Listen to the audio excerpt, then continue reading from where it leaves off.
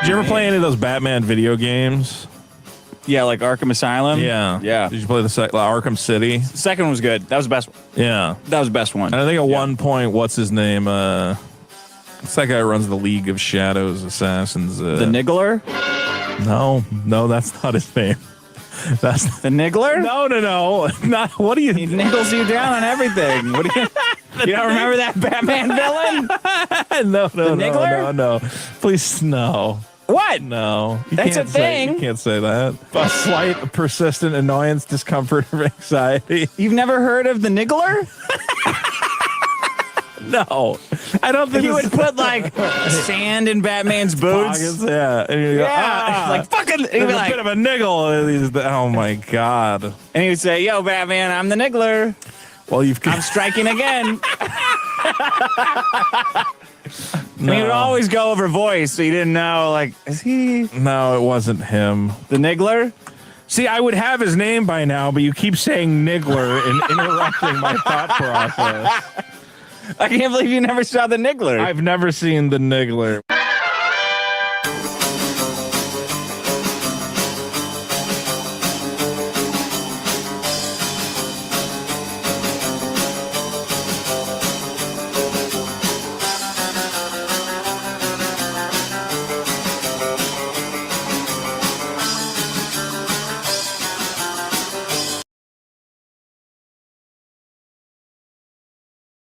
You back? You back right now?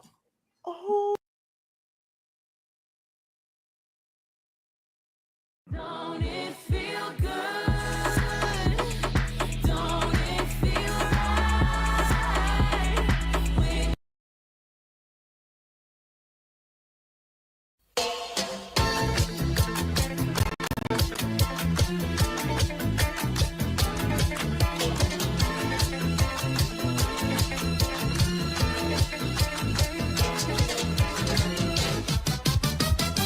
Passeggio tutta sola per le strade, guardando attentamente i monumenti. La classica straniera con un'aria strana che gira stanca tutta la città.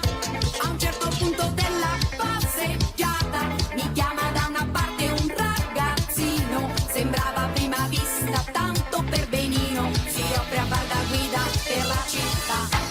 Pedro, Pedro, Pedro.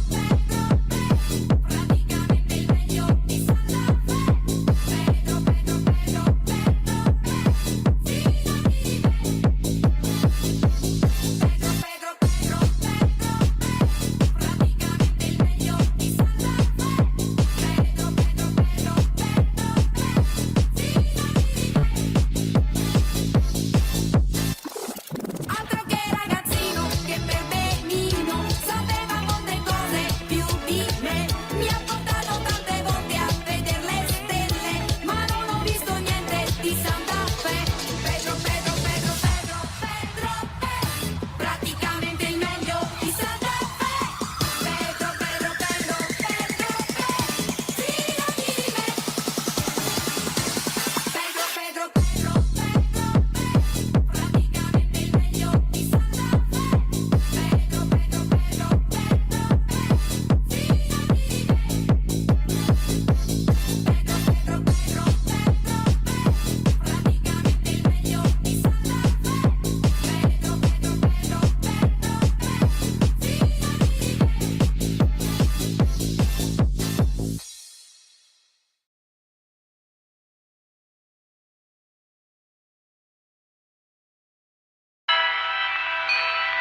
My brothers, I have found the queen.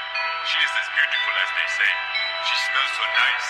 She smells of the great Ebola.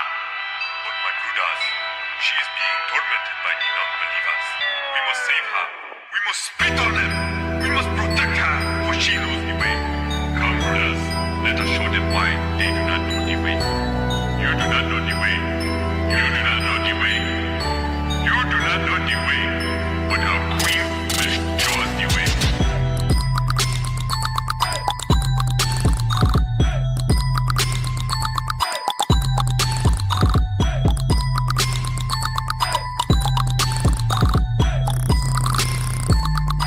Let us sniff the queen.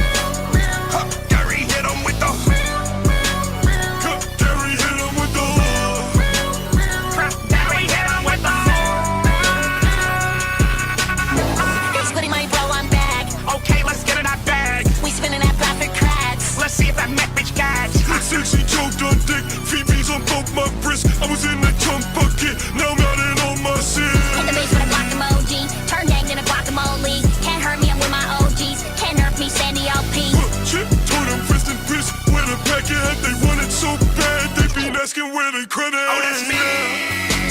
Done on my hip, fuck you me. But ain't need that chopper with my teeth. Oh, know me, boy. See, you've done it now. You are fucked. That's part of being with my eyes grow. Sipping hella lean, smoking hydro. When I hit the reef, turning tidal. Gary is my shadow, bitch, he go wherever I go. Huh, Gary hit him with the. Huh, Gary hit him with the. Gary hit him with the.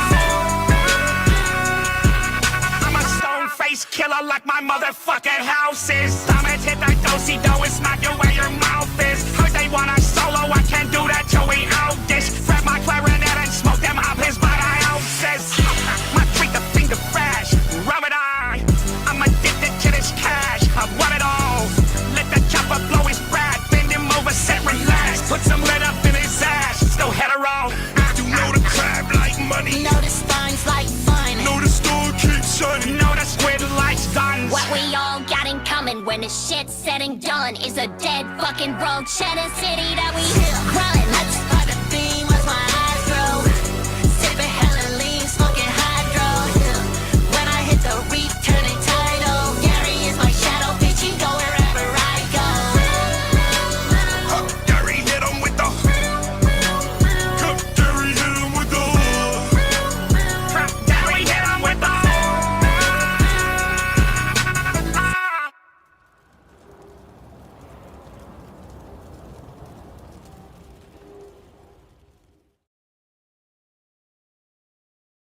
I can tell that she has a great sense of humor, but she hasn't told me a joke yet. Want a career as a pet psychic? We're not the school for you. Want a career-focused degree that's fast, flexible, and affordable? Apply now.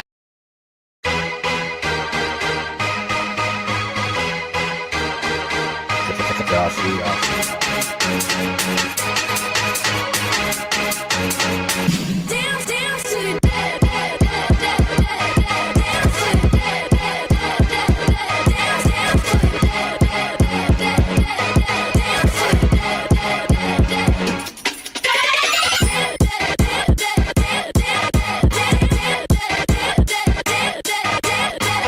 dead, dance to the dead, dead, dead, dead, dead, dead, dead,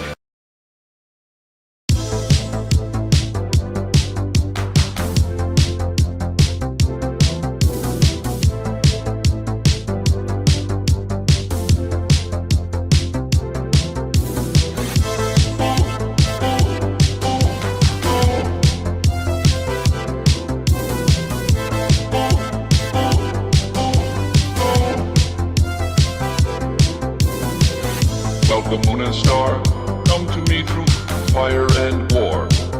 Oh, oh, come Nerevar, come and look upon the heart, upon the heart. Oh, lay down your weapons, it is not too late for my mercy. Oh, oh, come and look upon the heart, upon the heart. Oh, oh, oh, I'm a god. How can you kill a god? What a grand and intoxicating innocence. I'm a god. How can you kill a god? Shame on you, sweet Nerevar. I'm a god. I'm a god. I'm a god, god. I'm a god. I'm a god. I'm a god. Cloud the moon and star, come to me through fire and war. Oh, oh, come Nerevar, come and look upon the heart, upon the heart. Oh, lay down your weapons, it is not too late for my mercy. Oh, oh, come and look upon the heart, upon the heart. Oh, oh, oh, I'm a god. How can you kill a god? What a grand and intoxicating innocence. I'm a god. How can you kill a god? Shame on you, sweet Nerevar. I'm a god. I'm a god. I'm a god, god. I'm a god. I'm a god. I'm a god. No recall or intervention can work in this place. There is no escape. No recall or intervention can work in this place. There is no escape. No recall or intervention can work in this place. There is no escape. No recall or intervention can work in this place. There is no escape. Oh, I'm a god. How can you kill a god? What a grand and intoxicating innocence. I'm a god. How can you kill a god? Shame on you, sweet Nerevar. I'm a god. I'm a god. I'm a god, god. I'm a god. I'm a god. I'm a god.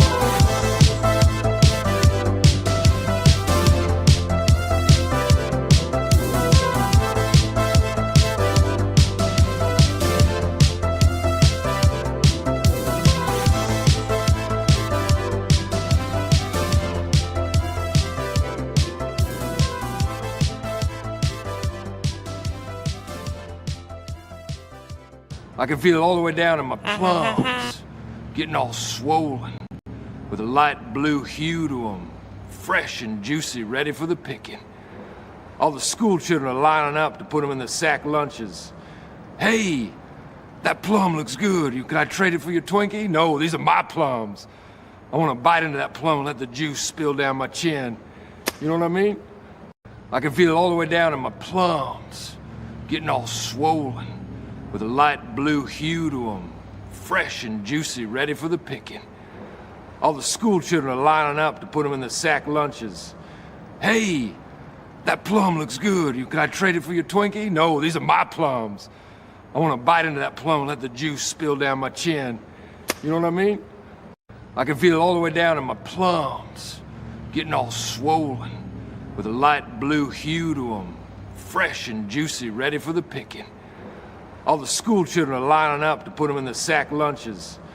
Hey, that plum looks good. Can I trade it for your Twinkie? No, these are my plums. I want to bite into that plum and let the juice spill down my chin. You know what I mean? I can feel it all the way. I chased my dream. I got it. I suck. My dream's cock. I'm gay. I'm fucking proud of it. I chased my dream. I got it. I suck. My dream's cock. I'm gay. I'm fucking proud of it. I chased my dream. I got it. Instantly, I regret saying that. That was a horrible thing to say. It's just, I'm Teddy Powers, and I'm very upset with how I'm acting right now. I just have a very hard time expressing my emotions, and I can't stop from yelling. So I'm very sorry. I don't mean to offend you, Wayne. You have fucking pissed me off, but I'm just very upset right now. So I'm going to go ahead and go. But I'm not going to stop yelling because then that'll mean I lost the fight. So please leave a key under the mat. I love y'all very much. Peace out. Instantly, I regret saying. Do we have a deal? Do we have a deal? No. Is it going to be a deal? Is there a deal? I don't know. Is there? Is the deal done? The deal could be done. Is it done? Show your cards. Okay. Show your cards. Flip them. I'm all in. Flip them. All in. Flip them. Flip your cards. Okay. Full house. Oh, 2 aces and 2 twos. That's a deal. It's a deal. Do we have a deal? Do we have a deal? No. Is it going to be a deal? Is there a deal? I don't know. Is there? Is the deal done? The deal could be done. Is it done? Show your cards. Okay. Show your cards. Flip them. I'm all in. Flip them. All in. Flip them. Flip your cards. Okay. Full house. Oh, 2 aces and 2 twos. That's a deal. It's a deal. Do we have a deal? Do we have a Fuck you and fuck your face. Piece of shit. Fuck you and fuck your face. Piece of shit. Fuck you and fuck your face. Piece of shit. Fuck you and fuck your face. Piece of shit. Okay, I'll shake your bouncy booty. Hit it! You can't touch this. Okay, I'll shake your bouncy booty. Hit it! You can't touch this. Okay, I'll shake your bouncy booty. Hit it! You can't touch this. Okay, I'll shake your bouncy booty. Let us pray the pimp's prayer. Lord, please pray for the soul of this bitch and guide my pimp hand and make it strong, Lord, so that she might learn a hole's place. Amen. Amen. Yeah. We traveled all the way back through time to call you a cracker. We traveled all the way back through time. I'm top player hater from Korea. You bitches better recognize. Yeah! What's up, peeps? It's your boy Glacier, your host and the most froze and CEO of Glacier Mountain Comics. Welcome to the show. If you're here watching live, I appreciate you. You could be anywhere in the world right now on this Thursday evening, but you're here watching me. And if you catch this on the playback, I also appreciate you. And so yeah, welcome to the show. Got a little bit of a late start today. It's already 6 p.m., so you know what that says. I'm late to the blaze.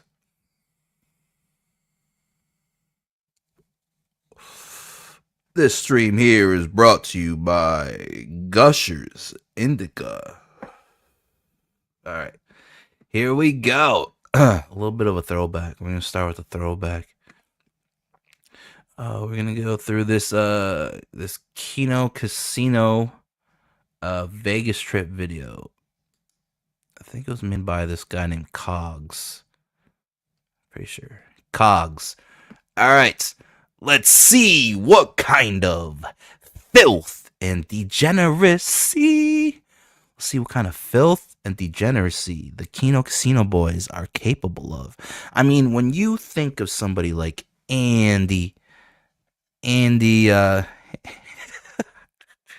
Nose Warski, when you think of Warski, the guy that flew to the wrong city on the day of his own pay-per-view fight, which, by the way, he lost a boxing match to Salt Poppy, that queer that sits there and goes like this when he sprinkles salt on your meat.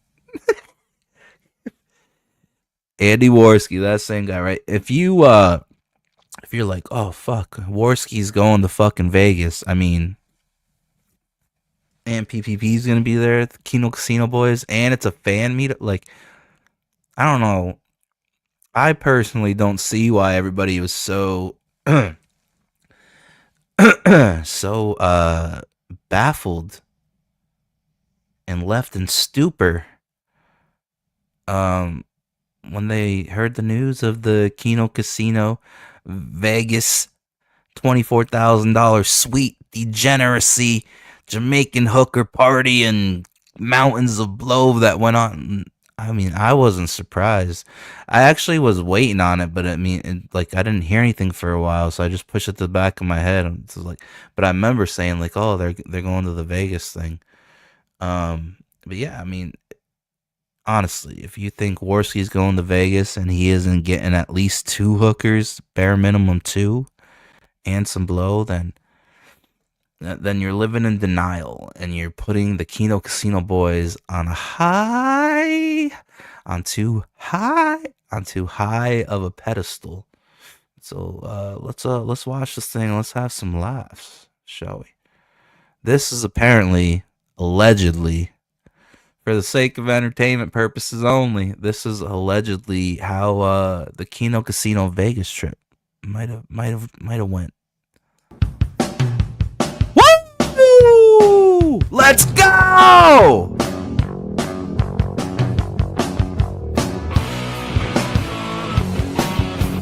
Whoa! Western Bunny, this is amazing! No! No! What? Right off the bat, bro. This is what I love. This is like the Breaking Bad of internet meme videos. They just drop you right into the action, right in the first few seconds. You're like, holy fuck, what the fuck's going on? What show is this? Look at that. He's got the fucking, you could tell it's the Jamaican hookers by by the texture of the hair, texture of the weave, texture of the wig. And you got PPP sitting in the cuck recliner, and I believe he's eating some KFC chicken. Do they provide Kentucky Fried Chicken as room service? I don't think they do. I think PPP must have veered off and went and got KFC on his way to get the Jamaican hookers. Wow, this is too good. Worski's getting topped off in the first like 5 seconds of the fucking, Jesus Christ. Worski, I mean, really? You can't go in like a room or a bathroom. You're just gonna fucking do it there in front of all your fans and in front of your co-host. Yeah, bitch. Suck that D! Whoa! Western Bunny, this is amazing! Don't forget there's plenty of cocaine over here. Who's that? Wait, is that the fan? That's the fan. I forget his name already, but that's the guy that paid for the suite and everything. It's just like a ballin' fan. It'd be like if the Kino Casino boys had their own stimulated cynic. You know what I'm saying? Boys, if you want any. Andy, I know you're a fan. This is amazing! It's unironically the best weekend I've ever had! Thank you, Medica Masochist! Anytime, Andy. Oh, that's who it was. Medicare Masochist. Oh my god. Oh my god. PPP's got palsy of the face, bro. One of his eyes is fucked. What's going on back here? Somebody's playing some Mega Man? What are these boxes of? It's probably some joke I don't even... It's going over my head. Boxes of wine? What, they fucking bring Risey to this suite? Boxed wine, you fucking queers? No, I'm not gonna lie though. Like, I've been to plenty of parties where, like, when shit runs out, I would just like, I would steal the bitches or like, the girls there or the mother, like the mother of the party, whatever. Steal the box of wine for the rest of the night, and just like those ones right there, it's got the spigot on it. It's just like it's like a fountain, but instead of Hawaiian punch, it's fucking, like fucking, what do they call that red wine that everybody drinks? Like Red Cat Red Cat. Or Lambrusco. I've drank that wine before. I mean, Chardonnay is okay, but you gotta your day's done, That Chardonnay, you just stay at your cottage, stay at your house. Don't go to like church or grocery shopping off the Chardonnay. It's a sneaker. Well, for me, that's what it does. Sneaks up on you. Like red wine is like normal, but like that white wine is you're like not really feeling anything, and then it just hits you like a burst of energy, and you're like, whoa, buddy, Warski, what are you doing over there? Whoa, buddy. Make a whole YouTube career. Your whole YouTube presence is collecting, A-logging, and archiving folders of clips, tweets, and what have you. Articles all about locals and degenerates.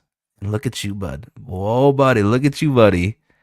The minute you touch that American soil, loyal to the soil in Vegas, the minute you touch down, 2 hookers right away, mountains of cocaine.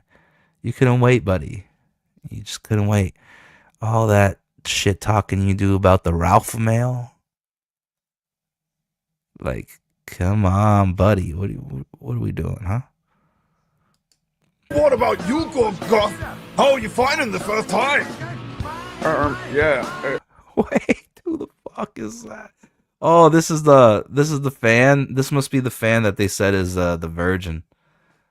That like PPP was like helping him thrust into the Jamaican hooker because it was his first time. Like, you're fucking her real good, buddy. Buddy, you're fucking her good. I think that's the Virgin fan. They have roulette the roulette wheel behind him too, behind the Virgin guy. Let's see if he says his name though. Thank you, America Massacres. Anytime, Andy. What about you, Goth? How are you finding the first time? Yeah, it's great. Look at those simulated black cheeks bouncing up and down. That's some nasty work. This is my favorite thing to do at the casino. I know all the Texas Hold'em players and the blackjack players, the craps.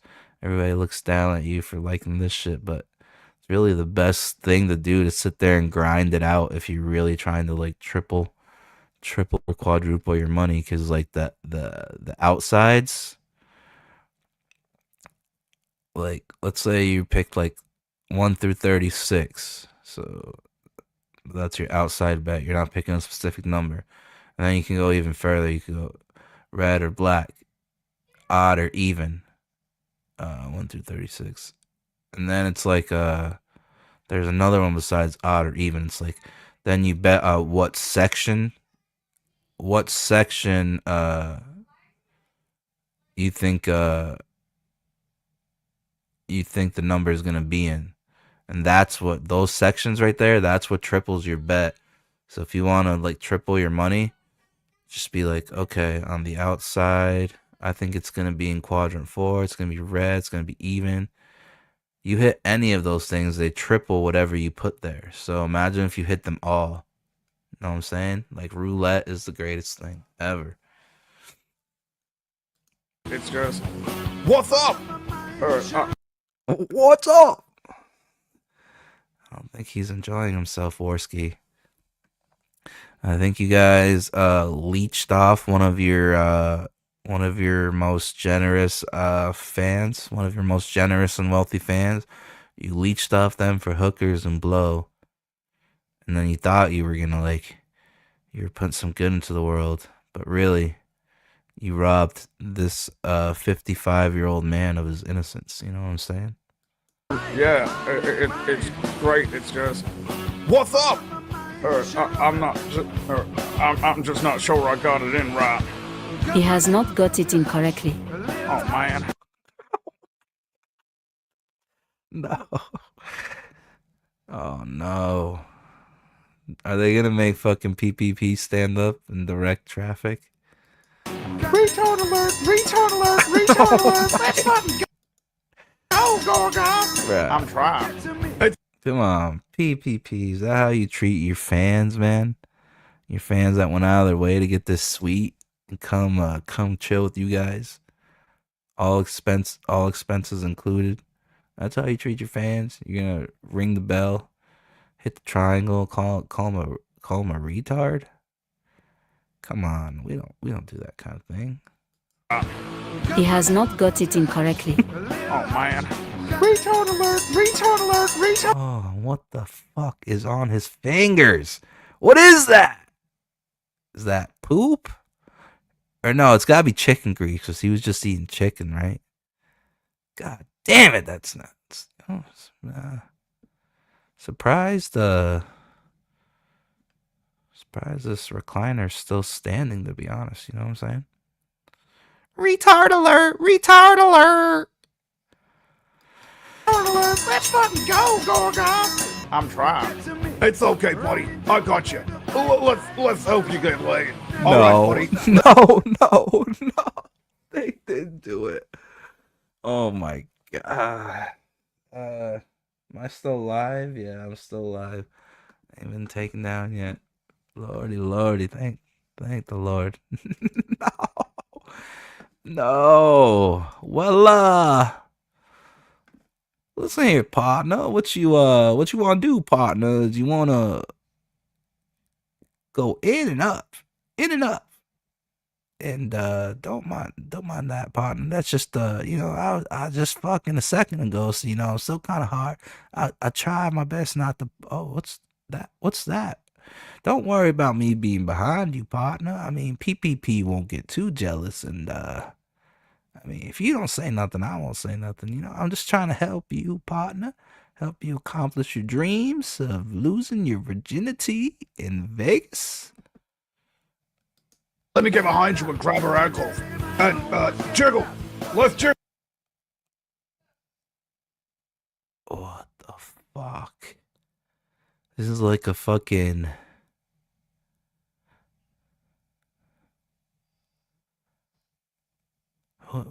It's like a pickle. There's dick on both ends. Some kind of twisted Jamaican Canadian Vegas pickle. What in the fuck were you thinking, Worski? So he's fucking her, but Worski's pegging him. PPP's watching the whole thing. Huh. This is like the Russian... I don't even know, because the Russian wheelbarrow? Jiggle up, buddy. Jiggle. Oh buddy. my god! Jiggle up, buddy. I think What? What is wrong with... Oh, god damn. Jiggle, buddy. Oh my god. I just got a new high score on Candy Crush. Hey! Jamaica hooker's like, fuck this shit. I'll play some Candy Crush. I don't feel nothing. It's like I'm getting pounded out by Lord Raptor Jesus. You know what I'm saying? I don't feel a thing. Hey, I love Candy Crush. Man, the pussy out here is making me wonder why I'm importing that meth Oleana from Australia. Anyway, let's keep this going. Jiggle, buddy! Whoa! Jiggle, buddy! Jiggle, buddy! Jiggle, buddy! Oh my god, Worski, you better pick up. You better not be doing any cocaine, Worski, and there better not be any hookers in that room. Do you hear me, Andy? Let's fucking go, Jiggle, buddy! Okay, I think you've got it, Gorgoth. I did it. I did it, guys. I lost my virginity. Hey, let's fucking go. Let's go! Woo! Go. Losing that V card. Hey, whore. Let's fucking go. Let's fucking go. Let's fucking go. Hey, whore, stop sucking medical messages dick and put your heel in my mouth. What did you... Oh no. No, PvP is self-sabotaging. He's gonna fuck everything up. Hey, whore. Hey, whore. Stop sucking Mr. Medicare. Step on my balls. No, goddamn PvP. Why do you always gotta ruin everything? Retard alert. Hey, let's fucking go. Let's fucking go. Let's fucking go. Hey, whore. Let's fucking go. Hey, let's fucking go. Let's fucking go. Let's fucking go. Hey, whore, stop sucking medical messages dick and put your heel in my mouth. What did you say, fat man? I said take your fat ass, grab your heel, and put it in my mouth. Oh my god, look how big they fucking... Who's this guy, Cogs? Look how big Cogs made her lips. Holy fuck. She got in a fight with like the Vespas, you know what I'm saying? She got stung by them bees. I said take your fat ass, grab your heel, Yeah. and put it in my Yeah, mouth. put it in my mouth. Yeah. This is so fucking amazing, bros. Look. Shit, that's gonna get clipped. No hands. Oh fuck! Who's at the door? Guys, it's me, Iron Wolf Bear. What's going on in there? Oh fuck! Don't come in! Don't come in! Ah!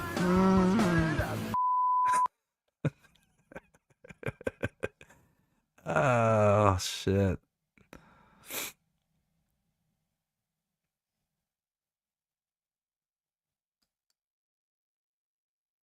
What is this?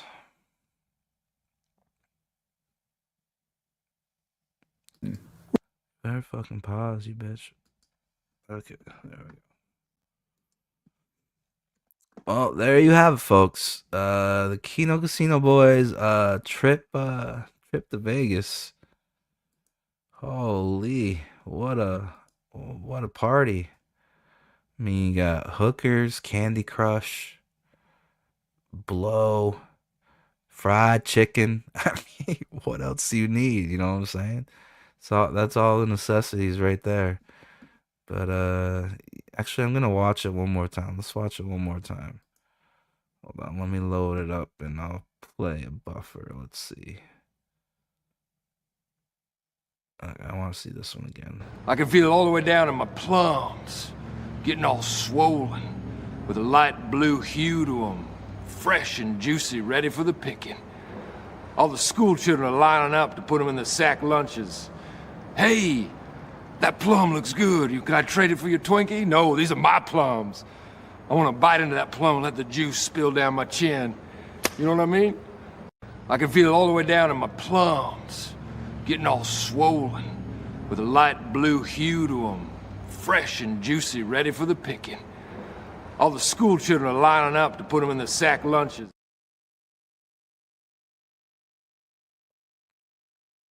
All right, let's watch it one more time all the way through. Fuck it. Let's see. No, I'll cover shit up from there.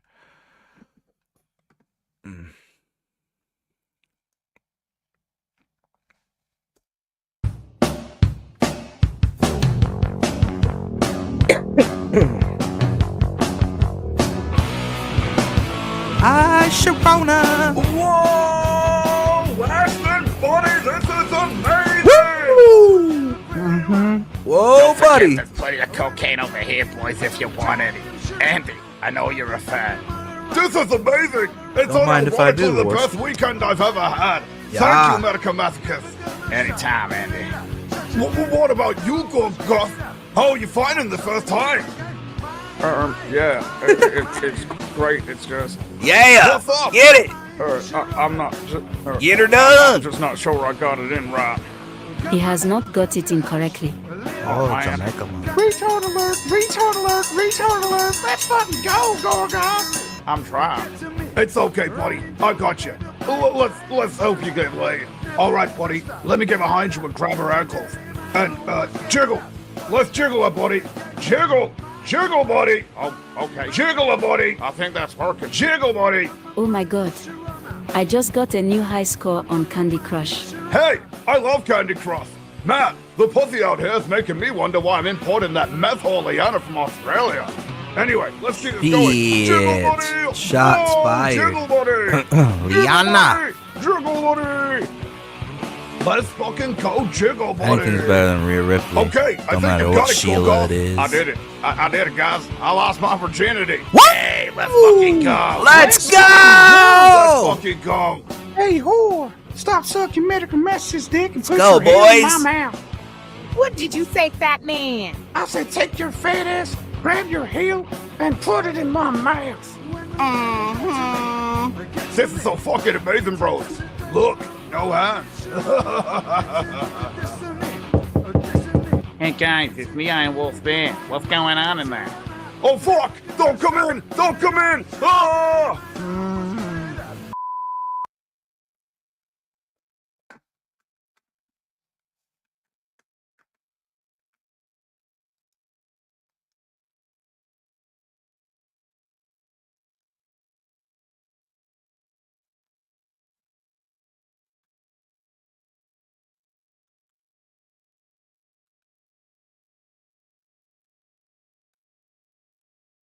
Robin.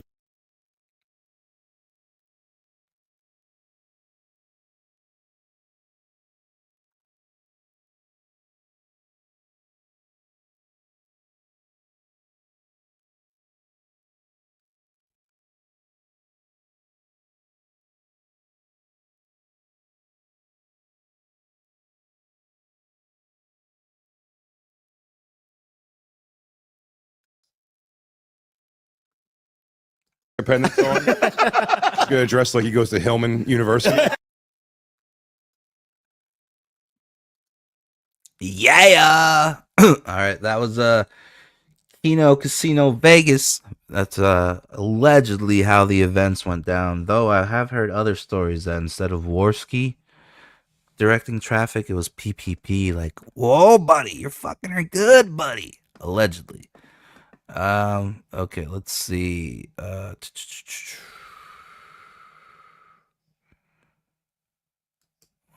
feel like we should go back and watch some of that racial humor. God, this was all so good, right? Let's see. It's not a day. It's a season. Of both, maybe. Yeah. You know, but somewhere in the ladder, you play piano because you're Asian. yeah. But I don't do the math. Yeah. Yeah, I mean, so there's some powers I didn't get from my, heritage. Yeah, well, you know.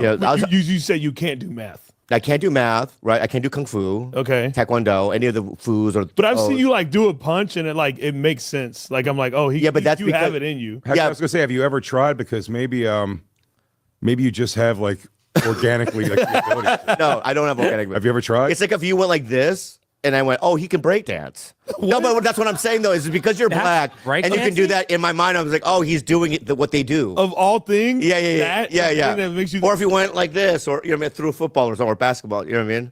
I mean, oh, he's like, you know what I mean? Michael basketball? Jordan. I'm 5'11". Yeah. If you did like a thing where you were like baking. Yeah. You know what I mean? I don't think I should be chefing somewhere. Yeah. You know how white people love to bake? Up. Yeah. Or they're like, you know what I mean, punching a Mexican, you know what I mean? Yeah. I'm like, oh, he can punch right Mexicans. over the border. Yeah. Pop over the border. Are you saying that's the only skills white people have?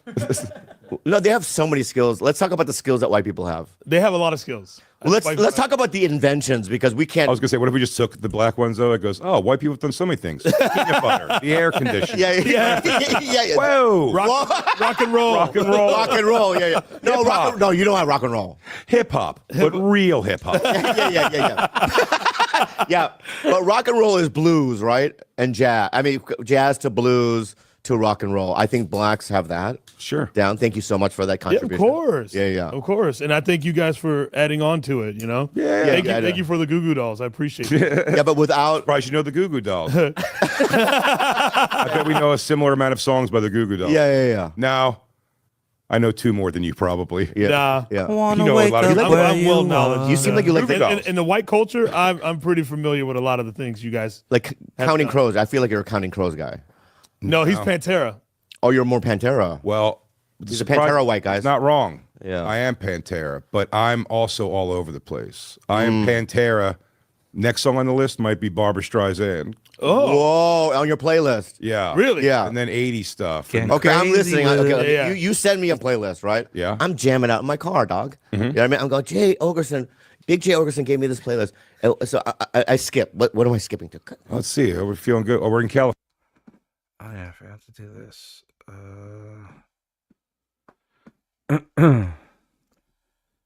Snatch that right there. Put this right here. Just like that. Then bring this device over here. Move it up there. Enhanced. Okay, yeah. Racial humor. See what he's doing right here? The improv shit? Fuck. I want to start a show like this, like a comedic podcast with like people in and around Comicsgate in the sector. Should be doing shit like this. Like, oh, you made me a mixtape. All right, let's pretend I'm driving with your mixtape. What's playing on your mixtape? And gave me this playlist. So I skip. What am I skipping to? Let's see. We're feeling good. Oh, we're in California, so when I get out here, sometimes in the car, I like to put on "Steal My Sunshine" by Len. Yeah. Oh, skip. Oh, you don't like Steal My Sunshine? Yes. I don't know that one. Skip. Maybe some Tool. Maybe some Tool. Oh yeah, Tool. But sober or like you know what I mean, or maybe a deeper cut. What's that song? 42 and 7. I don't know what that song is. 46 and 2. What, I got this. Well, I got numbers right. Stink Fist. Yeah. Stink Fist is a great one. Yeah. The numbers are right. Yeah. Yeah. You were there. All right, skip. Point of No Return from the Phantom of the Opera soundtrack. Wow. You take it there. Yeah. How about you, Chappelle? Just could. Oasis. Yeah. What is that? Why is it? Why not? But why? Why? Being called out. Let's answer why, and then we'll answer why not. Why Oasis? Why? I mean, they're just a great. You know how he grew up? He grew up with whites. Were you adopted? Later on, but I had the white shit before. I was with. You know those movies where it's like the football movie. I don't know, but, right? Where the black football player kid, right? Blindside. Blindside, right? Yeah. He moves in with the white family. Yes. And they're the good white family. You know Well, what I I have to assume every white family that adopts a black child kid, yeah. is assuming this is the hopes that they're going to have a sports or rap star. I know, Like, but you want your investment to pay. Yeah. Right, you which want is it to which is fair. Yeah. But what it's You're going to bring him in and show him where the salad fork goes. Right, there we go. Yeah, they're hoping to God you're going to give him a little Yeah. kickback on that money. Oh Look at that fuck! lady. I look like that. Yeah, I know. That lady damn. deserves no money. So imagine being a white family, and they walk into their the black sons, the kids they adopted, and they're doing like crack. They're like, oh, we fucking fucked up. We got the wrong kind. I wasn't Oh, doing what crack. No, I'm just saying. No, you're not getting what I'm saying. No, what I'm Crackheads saying is adopt? no, because you're the good kind. Crackheads adopt. I think this is a line. Wait, I might get off the road. No, you know what? I was driving down the road. No. I want to get off the road. Good kind. The good. Yeah. Yeah, play a song. Love blacks, great people. The good kind. What makes me the good kind, Bobby? Bobby, you know what? No. All right, Jay, Big Jay, can you back me up on this? Because he's been refined by whites. like a wine. But also, Yeah. you grew up around black people. Yeah. You're from Philly. Mm-hmm. Yeah, you didn't, so you don't know us like he does. What do you mean? I hate the questioning. I hate the questioning. I didn't question you. I just said I just told you. I hate. Yeah. I You hate really the weren't statement. good at school. Fuck. I resent what you just said there as well. Okay, what I'm saying to you is this: I cannot help that my parents moved to Poway and there were 2 black people in town. Okay. How can I help that? You know what I mean? But the blacks that I did see, right? There you go. You know what I mean? I enjoyed them. You enjoyed them? Yeah, Oh. their presence. Keep going, Bobby. When they were like tap dancing and stuff and whatever. What the I'm kidding. They don't. Why is it always assume when anyone's moving their lives up, it's moving further away from ethnic people? Yeah. What is this? I just bought a house. call I've you a lived in New York City We traveled for all the way all of my back adult to life. I town. lived in West Philadelphia for all of my childhood and a brief moment in South Jersey. And no matter what they say, when the neighborhood, when I moved, I mean, I bought the place right then. I was like, oh, I should look up the town. And you look up and it's like 81% white. You're like, we did it. Yeah. Never thought about demographic anywhere I've lived in my life. So when I was adopted by the whites, I moved up. You did move up. I moved up. But what happened to the family that you left? I didn't leave them. They kicked me out. Cranking Oasis in the hood. Yeah. Gonna get us killed, son. Yeah, it's too like if you know Chappelle Lacey, he's all about that fucking like that Green Day emo punk rock type of shit. He plays guitar, he skateboards, like he's white as fuck. He was adopted into an all white family. So that's why that shit's fucking hilarious. Puppet Oasis in the hood. Get a shot. Me out. Cranking Oasis in the hood. Yeah. Gonna get us killed, son. That was the problem. But I love it, Dad. Yeah. No, my stepdad hated the fact that I skateboarded Right. instead of punk. He hated that shit. Mm. That's where we clashed a lot. But do you still see your black family? Yeah, of course. I love them to death. And then when you go home, what's it like? Loud. I assume. Well, looky who came back. I know. I'm just visiting. Yeah. How was it with the white folks? Yeah. Tail between your legs now, huh? But when you go to the house, is there a photo of like James Baldwin on the wall, or like one of the one of your founders? You know what's funny with the shit? Not a founder. What do you call him? What do you call him? Activists. Active. Yeah. One of your people. The Founding Brothers. The founding brothers. Yeah, the founding brothers. Or is it more Black Panther-y? It could be Black Panther-y with the fist. No, it's more so founding brothers. I accept that. Yeah. I applaud that one. No, the kind of the shit we had in our house, like my black family, it was all African tribal shit. Meanwhile, none of us know anything about Africa. Oh, it was crazy. I'll tell you something. But we just had to do it. Like a blow dart? Bitch. No, is that a tribal thing? A blow dart? That is okay, let's move on. That is when black people get money. I noticed with Patrice O'Neill. He bought his house a couple years before he passed, and he decorated it. I would have never assumed he was going to go this route. Patrice is a very American, Boston black guy. Yeah. And right away in his house, a statue of a giraffe. And like, oh, it's got to be like African-y, like things like that. I'm telling you, Like, it's just, but it was his wife. You know why? Because it's black people feel guilt about making money, so they have to get more African.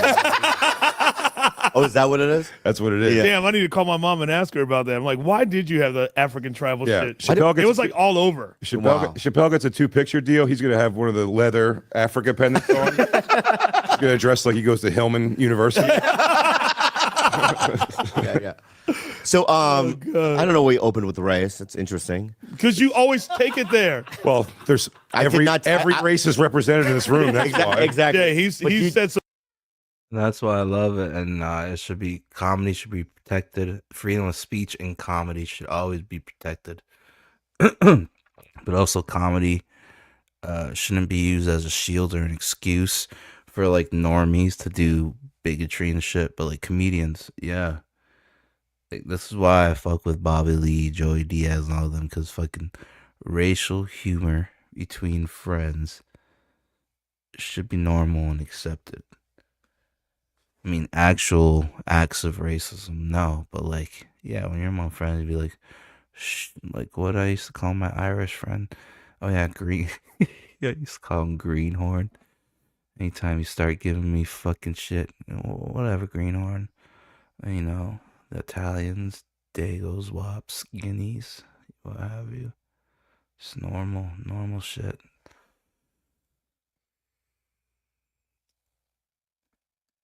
Some things to me that I will never repeat. Okay. But between friends, right? Not as like, not hurled as insults or, you know, to harass people you don't like, no. But between friends, yeah, jokes all day like that. Those are the best jokes. Anyway, that's fucking blasphemy. And also, we have a Mexican, a Filipino, a white, a black, and an Asian. I know you keep it diverse, but I mean you don't say shit. Yeah. It's like a DMV waiting room. So, since we're on race, can we talk about the top 4 of our, like, top 4 races? Who we think of, like, who we Let's think of. go! Like, I'll think of, like, Asians that are, like, I think the most important Asians that really influenced me. Okay. Can we go there? Let's get positive. So the top blacks that have influenced me. It could be even celebrities you've never even met or people like James Baldwin, whatever. Okay. If you say James Baldwin, yeah, I just happen to love but him. why don't you throw out suggestions for Big J? We're all gonna do it, dude. Okay. Yeah. Harriet Tubman. Are we all doing black people? No. No, you do white. He's throwing James Bond villain in there. Well, it's not that close. Would you like a schmoke and a pancake? A what? A schmoke and a pancake. You know, flapjack and a cigarette? All right. Cigar and a waffle? No. Pipe and a crepe? No. Bong and a blintz? No. Oh, well, then there is no pleasing you. Would you like a Goldfinger.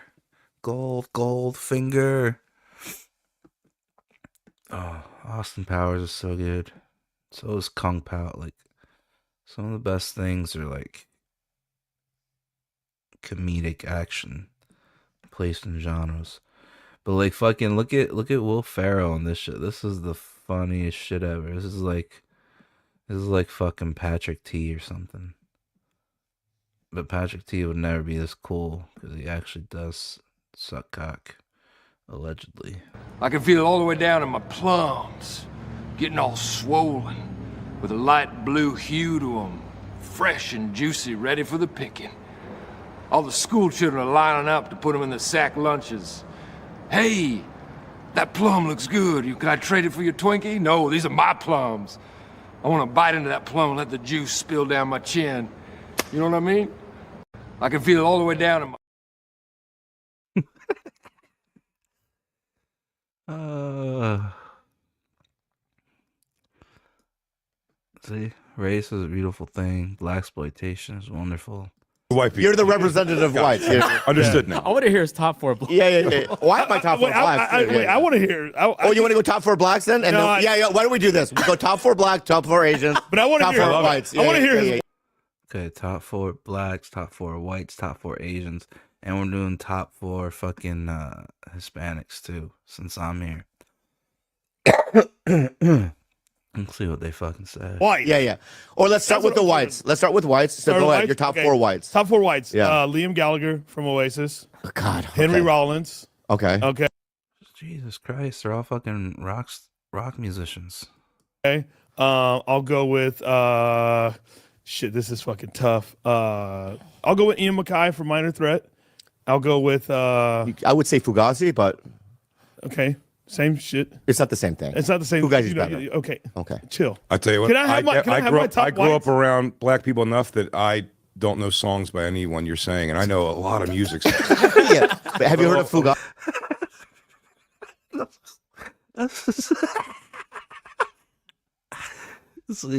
See, racial humor.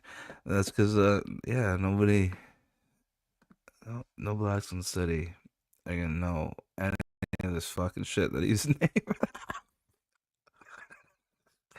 He's like, I don't know any of the shit you're naming off. And I listen to a lot of black music because it's not black music. Fugazi or no? I know Fugazi. Yeah. Yeah. Minor He knows- Threat. I'm just like I don't know songs. But 4th top white, Big J. yeah. That's a lie, but good. Thank you. No, How I'm dare at you? You're not on anyone top 4. I made an influence already. yeah. Top 4 whites. Because he said founding brothers, and I respected My that. top 4 whites. What's funny is my top 4 whites are always going to be people who I think are cool, probably because of their black influence. You got your Everlast. Ooh. Is that a music? Yeah, Everlast. Okay. House of Pain. House of Pain. Wait, top 4 whites of all time, and you're going to open with Everlast? Yeah. And then Lincoln's not in there? Oh, and then Christopher Columbus. Oh, yeah. Oh, there we go. Christopher Columbus. That's a good Yeah, one. let him get. What if all my races are things that were against another race? My David favorite one's Duke. Hitler, Mussolini, the guy who killed the black guy on the subway, and Timothy McVeigh. Yeah. Oh, Yeah. shit. They're doing a McVeigh movie, and I can't wait. Anyway, let's Really? move on. Why? Yeah. Anyways, okay, so that was your top 4 whites. Yeah. No, that can't no. really be them for real. Oh, got it. Go real. Real top 4 whites. Yeah. Yeah, well, I'm saying I didn't know when Chappelle made his names, he was naming like musicians. Yeah. He didn't name like really important whites. But that's They what were I important want. to him. I know, but yeah, what's You were important looking for, so you were just going to let him give goofy music answers, and you're holding me to the fire to name fucking the people who birthed our country or something? No, what I'm saying is that he answered goofy, but I believe that that's true. Sully, It rings well with him. the pilot from the Miracle on the Hudson. Sully, yeah, that's a good one. Whoever the pilot was Yeah. who fucking landed that fucking Delta That plane on Delta its head plane? yesterday. Yeah, that was great. On its head? On the head. Come That's on, insane. dude. Yeah. Fucking I mean, 80. some people were hanging No upside casualties. down, and they just fucking said fuck it, and they just did the seatbelt, and they fell on the ceiling. That's great. It's crazy. Crazy. That's awesome. Yeah. Anyway, Shut that baby up, though. Oh, shit. I would think the baby would cry more, but anyway, okay. So I'm gonna You go. think the baby's just going to chill? Is it my turn or no? Yeah. Okay. Let's be real. Okay. Lou Reed, Okay. huge musical influence for me. Okay. Okay. But not House of Pain. Okay. I know, yeah. Why'd you judge his Everlast? Fucking... Yeah. Oh, you think that you think Everlast is better than Lou Reed? In terms of influence For in the music culture- and in for the culture? For the culture. He bridged gaps, man. Okay. That's your list. I'm going to say mine. He can rap. My second one. Can Lou Reed rap? My second one, Schindler. Okay. Oh wow. Okay. And I love Schindler. Me too. I think he did a great job. He's forced me to now anything I purchase, big ticket, I rank it in how many Jews I could have bought for it. Remember at the end of Schindler's List? Yeah, It was yeah. like, oh, this right here, this could have been 2 more. Yeah, That's what I yeah, do. yeah. I go, holy shit, that's a nice trunk. What is it, 46 Jews? 46 seamstress tax doing Jews? Yeah. Oh, that's right. We had to watch that in school, by the way, but What'd you feel when you saw it? I was just like, oh, okay. It's crazy. I was like, where's the slave movies at? That's where Amistad. I saw that in school. You did not see Amistad in school. I know. I was older. You were but yeah, anyway, great movie, though. Yeah. What you guys suffered during down there was incredible. Yeah. You know what I mean? And then they threw you overboard. Did they not? Bobby, What? name your whites. Oh, yeah, sorry. Schindler, Lou Reed. I would say Rachmaninoff. Okay. Oh. Who's that? I just wanted people that he doesn't know. And I would say Kierkegaard. Jesus. Yeah. Is he naming horrible people? No, Kierkegaard's a existentialist philosopher. And he wrote a book called Fear and Trembling. He went artistic with it. I went artistic with it. Yeah, Oh, yeah. okay. Blacks, go.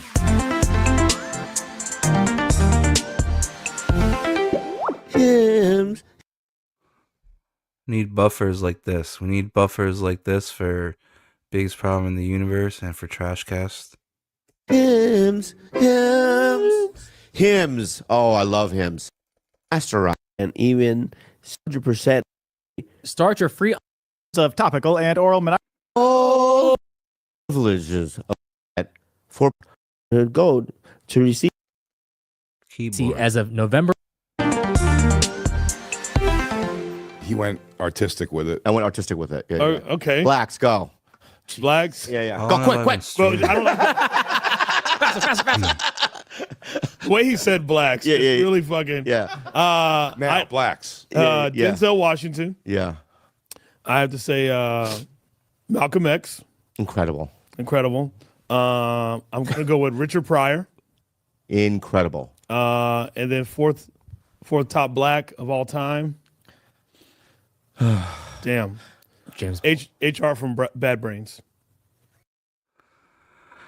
Wait, I'm fucking I'm behind. I gotta do okay, they did whites and they moved on to blacks. Okay. Let me do my 4 top whites. My 4 top whites.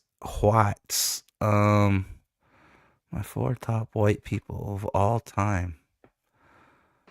Holy shit, that's harder than it seems. Four top white people of all time that influenced me the most.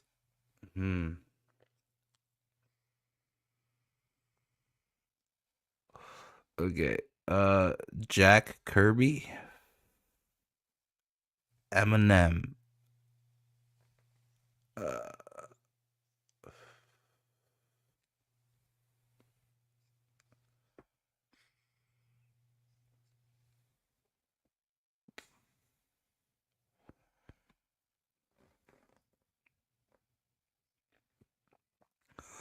Danny McBride.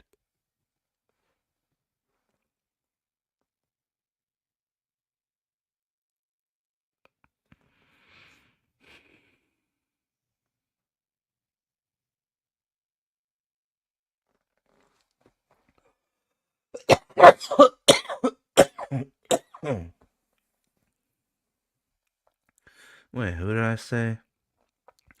Jack Kirby, Danny McBride, Eminem, and our current president, Donald J. Trump. All right, let me see. They're on the blacks now too. 4 top black people of all time that influenced me.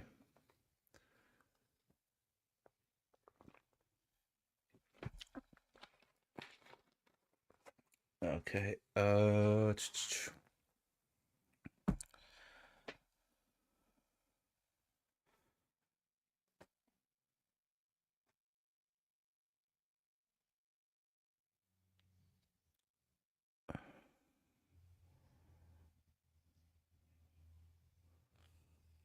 That's hard too. Let's see. 4 top black people that influenced me of all time.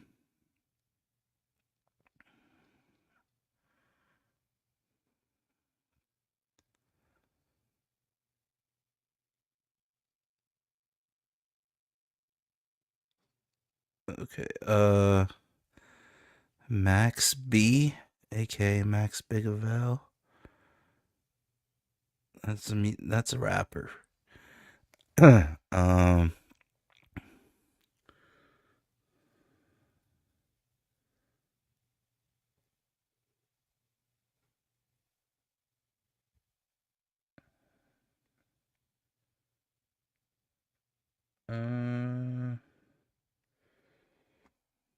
Hmm.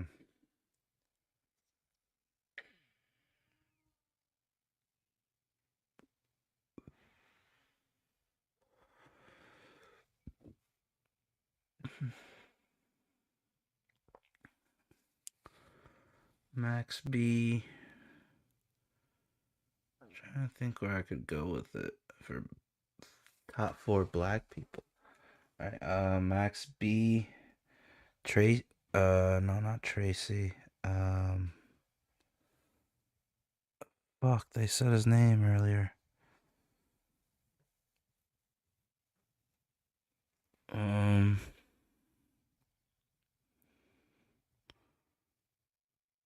Oh, Patrice O'Neal. Okay,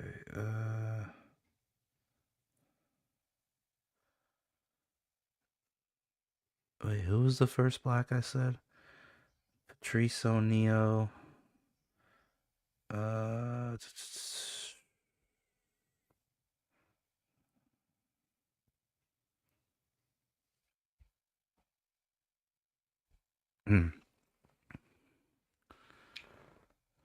O'Neal.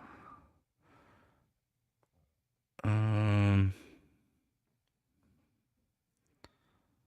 don't know. Obviously, Patrick Ewing, Patrice O'Neal, Max B.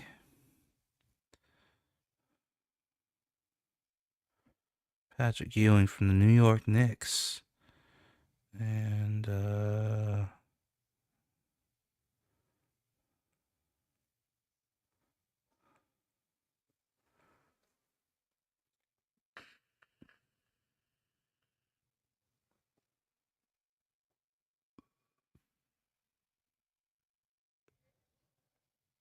honestly, probably the Waynes. Count the Waynes brothers as one, as the next one. Even though some of their takes are like, on the super left agenda, super liberals, but they got classics like "Don't Be a Menace" in South Central while drinking your juice in the hood. The scary movies, like the first 2 or 3, were really good. I mean, White Chicks was kind of awful, but I mean, it's kind of a cult classic, In Living Color, their actual own show, the Wayans brothers. Shit, even the other brother that did that one movie, Blank Man, that was fucking good, So yeah, gonna go Max B.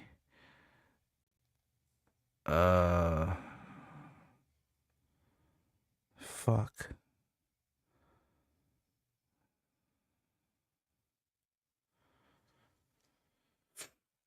All right, then we gotta get the Asians and Hispanics. Top 4 Asians and Hispanics. Really? I knew him. Anyway, let's move on. Name your blacks. Rest in peace. He did not die.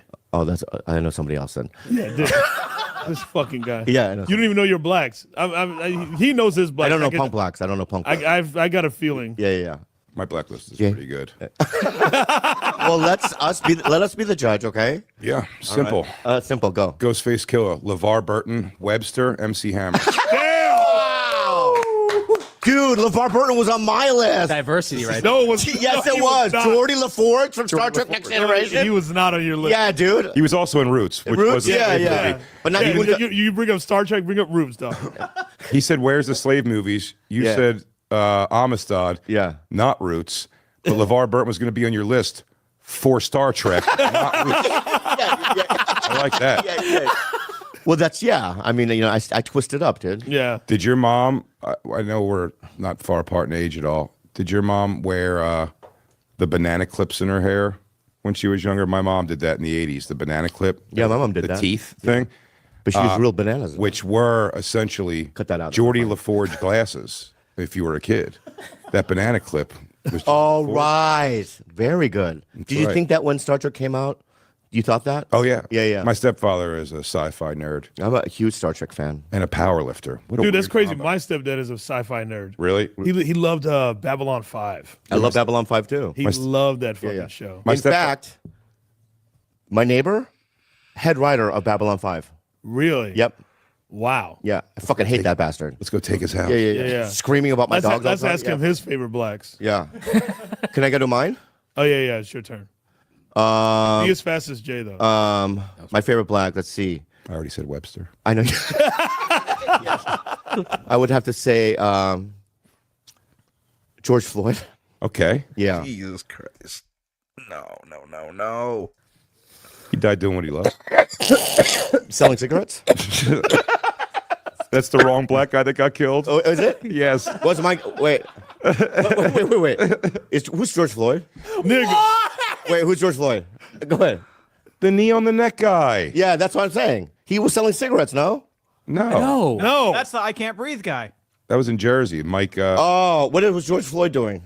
I don't know, but move on. I'm not going to move on. Play a song. No, I'm not going to play a song. I'll tell you this right now. I'm going to double down, dude. He wanted to. He wanted to sell cigarettes, probably. Will you hit a G chord, please? He wanted to sell cigarettes, but he never got the chance. Yeah, he never got the chance. You know, my favorite thing is a new rabbit hole on YouTube I go into is white Karen ladies being arrested, and now they yell out George Floyd. Like white ladies yelling out They George do? Floyd. Oh, yeah. It's so fucking funny, Wow. and they mean it because they're so pissed. Oh yeah. Like, get you're abusing me, George Floyd. Yeah. Oh. Or they do this. They don't mean you. So there was my favorite Karen is leopard print Karen out of Florida. She was in a Starbucks. Okay, yeah. Right? She refused to wear a mask in the Starbucks. 2 officers pulled her out, threw her against the car, and then she says, "I can't breathe." No shit. Yeah. And her neck is Didn't she actually completely say, free. I cannot breathe? I think she says it wrong. Oh yeah. Oh yeah. Yeah. I cannot breathe. Yeah. Yeah, she said it like that. Full words. Yeah. Wow. That is my that's my hotel room rabbit hole. Body cam and true crime. Yeah, I love that. Who was the Karen that snitched on the black dudes at Starbucks? It's so weird that we can't even get That was into in my. Philly. There she is. Yeah. You have your hand on my persons, or she says something ridiculous like that. cute? Yeah. No, she's. Oh no. Look at her. You'd fuck her. Do I? Does that look like someone I would fucking? Yeah, she's a fat white girl. Anyway, guys. Fuck you. Do you want to see? Anyway, Do you want to see Finish your- inarguably the funniest body cam video? It's a fat woman being tasered in her bathing suit in a hotel room. Ooh. No. It's one of the funniest things ever because usually when people get tasered, they lock. You see, when they get tasered, they lock up and drop. Yeah. Something about her, it courses through her body, and it's. She's she does a dance. Yeah, it's like when they put a car battery to an octopus or something. Oh, really? So she's a I've never seen that. I'd love to type see it that. up. I would love to see that. like a Fat fucking lady jellyfish. taser Fat hotel. Lady, yeah, let's see fat lady taser. Hotel. Finish your. You have 3 more black people. I do? Yes. Oh, yeah. And be wise. I'm going to be. That's rude. And Be I don't wise. like that kind of fucking energy, dude. Be wise. It's my show. Be wise. Okay, I will. Go for it. Emmanuel Lewis is his real name. I know. It's so funny that you say that. He knows his shit. It's so funny He that knows you say his that shit. because literally there was a 5-year period where he would call my house every night. For what? Emmanuel Lewis. Why? Because he had moved to Atlanta every time, not every night, but every time he would come back to LA, he would want to hang out. And I've never hung out with him, but he had my number. Really? And he would go, "Hey, Bobby, I'm in town. It's me, Emmanuel." He doesn't sound like that, but go ahead. To me, it does, though. That's almost a dead-on impression. Dude, you know, Jay, that's why. I mean, that's why you're here. Eyes closed, Yeah, I would have freaked out. I would have opened my eyes and be like, I wasn't talking shit, Emmanuel. Oh, yeah. oh, that was Bobby. Yeah, close your eyes real quick, okay? I want to. Who am I doing? All right. What's happening? What's happening, Willis? Is that Gary Coleman. Yeah, dude. Whoa! Happening. Whoa! Now, let me tell you what you, Bobby. I fucked up. I know I fucked up. You might want to edit this because you link all black people together in your head. Yeah. You gave a Dwayne, what's happening? Yeah. Yes. Yeah. What you talking about, Willis? What you talking about, Yes, Will? What you talking about, Willis? Yeah. Well, that's what I do. I combo them up. You know what I mean? It's That's like fair. Yeah, You like combo us up? it's like a fusion restaurant. I do it with slogans. What a funny show. How Is about that good? Pretty good, right? Dude, how about Different Strokes being about a rich white family with a daughter who adopts two black kids, and in real life, the rich white daughter is the one who robs a fucking laundromat and then did softcore porn and drugs and died. Oh, she ended up dying? I think she died. Yeah, She had- Dana Plato. Yeah. We should redo Gary Different Coleman Strokes. passed away. I know he did. R.I.P. R.I.P. Did. Did you cry when he died? I'm gonna beat his ass. That's crazy. What? He wasn't in my top 4. But he's a forefather. You know what I mean? A trailblazer. Definitely a pioneer of black midgets. He is a pioneer for black midgets. Without a doubt. We should do different strokes, but different degrees of the actual stroke. Oh, I like You know what I mean? that. So one guy's like really kind of right, but the Wait, other. so that was the- wait, okay. that Let's was move the- on. I'm pitching a show. And we all live with a fat, hilarious speech pathologist. Exactly, dude. Oh, it's writing itself. Yeah.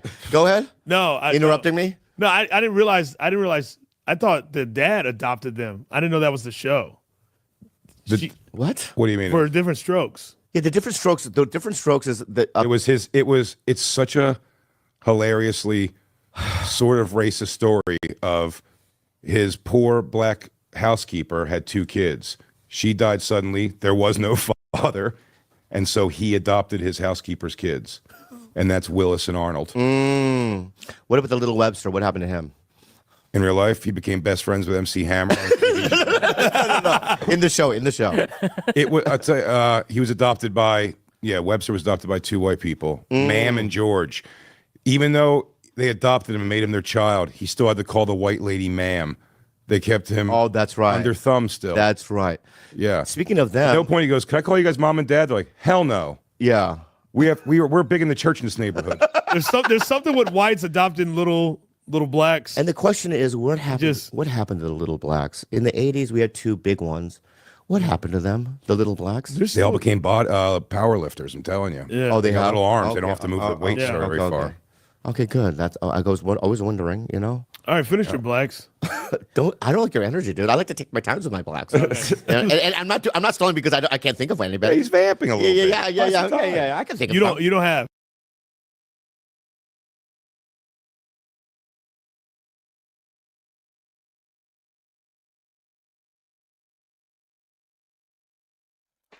Speaking of finishing your blacks,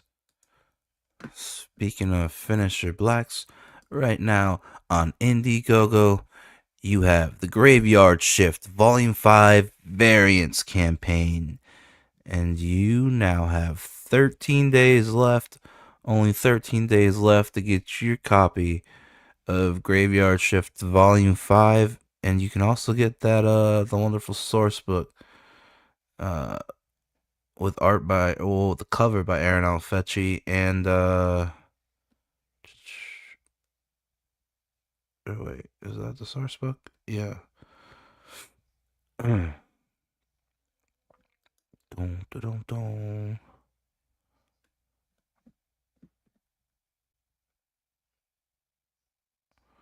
You can catch up on everything you need on this. It's got all the supplementals collected in the one edition. Supplemental volume 1 through 3. And then this counts as supplemental volume 4. It's a consumer copy of Omega Storm. Read that thing. It was great. And that's also all Tommy Patterson artwork. Just like this Graveyard Shift Volume 5 is, I believe. You got the mail and cover variant. Graveyard Shift Volume 5.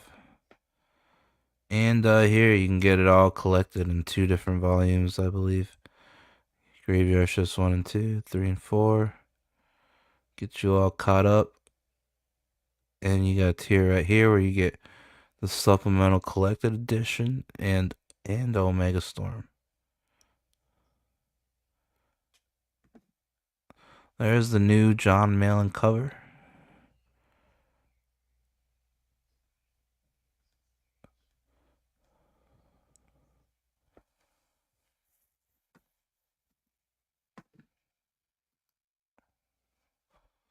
Let's see. So this is a new cover too for the collected edition. Probably right. Yep, the collected edition. Oh man. I already got all 3 supplemental books, right? But like this cover could make me want to buy it collected just for the cover. God damn it. Cuz it's got the what was his name again? LV99? No, not LV99. Killer 99, I think maybe. He was a good character because he's like fucking Michael Myers, but like what if Michael Myers also had telepathy? It was fucking badass. Let's see. Oh, I heard a boop. Wait, oh yeah, King Sal's here. Alright, hold on. Let me just put this here. We get an intro ready. Bum, ba-dum, bum, ba-bum, bum.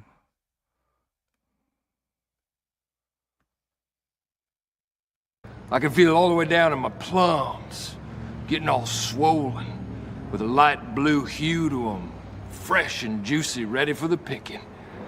All the school children are lining up to put them in the sack lunches. Hey, that plum looks good. Can I trade it for your Twinkie? No, these are my plums. I want to bite into that plum and let the juice spill down my chin. You know what I mean? I chase my dream. I got it. I suck. My dream's cock. I'm gay. I'm fucking proud of it. I chase my dream. I got it. Woo! What up? What up, King Style? Hey man, how you been? Oh, just peachy. How you been? A little under the weather, but you know, I'll live, I guess. Yeah, just put some fucking Vicks on it, you know what I'm saying? I've been drinking a lot of tea, man, trust me. Just smear Vicks all over your body and on the bottom of your feet. And then you put socks on once you put the Vicks on the bottom of your feet. You should know these things, you know? Dude, you should I be heard, educated, versed in the ways. Speaking of verse, Bobby Lee couldn't think of one black comedian ever. No, it's obviously a bit. I hope it is for his sake. He's trying to be as I mean, him and Patrice O'Neal have one of the fucking greatest podcast episode ever. Rest in peace, Patrice O'Neal. When they did Opie and Anthony, it's like straight up an hour and 18 minutes of them fucking roasting the fuck out of each other, back and forth, back and forth. Yeah, because I'm like, Bobby, like, you were around Patrice, you were around, like, Oh, it's a bit. He's trying to like son Chappelle Lacey. Yeah. Hold on, I'm gonna play the trailer. Play the trailer for Graveyard Shift Volume 5. I'm gonna talk some wrestling.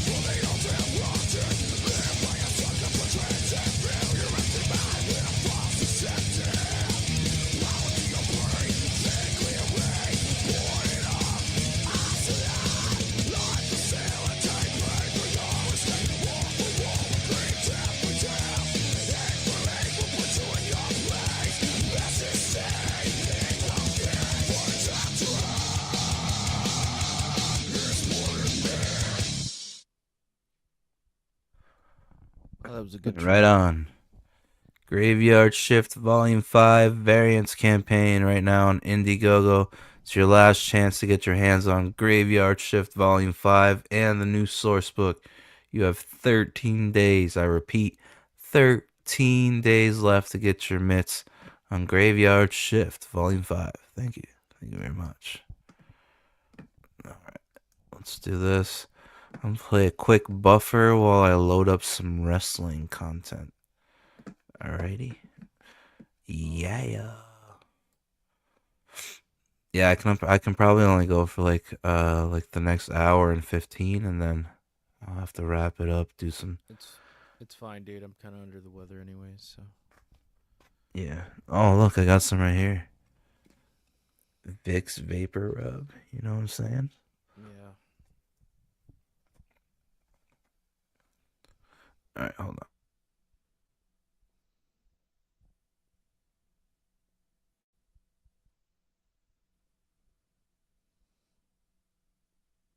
Instantly, I regret saying that. That was a horrible thing to say. It's just, I'm Teddy Powers, and I'm very upset with how I'm acting right now. I just have a very hard time expressing my emotions, and I can't stop from yelling. So I'm very sorry. I don't mean to offend you, Wayne. You have fucking pissed me off, but I'm just very upset right now. So I'm going to go ahead and go. But I'm not going to stop yelling, because then that'll mean I lost the fight. So please leave a key under the mat. I love y'all very much. Peace out. Instantly, I regret saying that. That was a horrible thing to say. It's just, I'm Teddy Powers, and I'm very upset with how I'm acting right now. I just have a very hard time expressing my emotions, and I can't stop from yelling. So I'm very sorry. I don't mean to offend you, Wayne. You have fucking pissed me off, but I'm just very upset right now. So I'm going to go ahead and go. But I'm not going to stop yelling, because then that'll mean I lost the fight. So please leave a key under the mat. I love y'all very much. Peace out. Instantly, I regret saying that. Fuck you and fuck your face. Piece of shit. Fuck you and fuck your face. Piece of shit. Fuck you and fuck your face. WWE 2K25 shocking DLC announcement, Natalia to wrestle in NWA, and much more. Be sure to subscribe and hit that notification bell for daily wrestling videos, and follow us on Facebook for exclusive lists. Also check out our new videos on WrestleMania XL.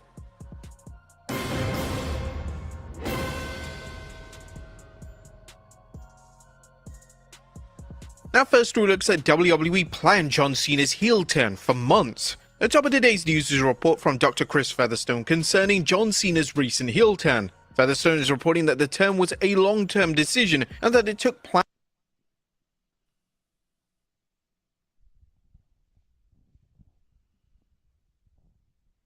Yeah, I don't believe it took a month. I think they did it probably a week or two before this shit happened, man. Dr. Chris Featherstone. What a name. I don't think is that a real name? No, Featherstone.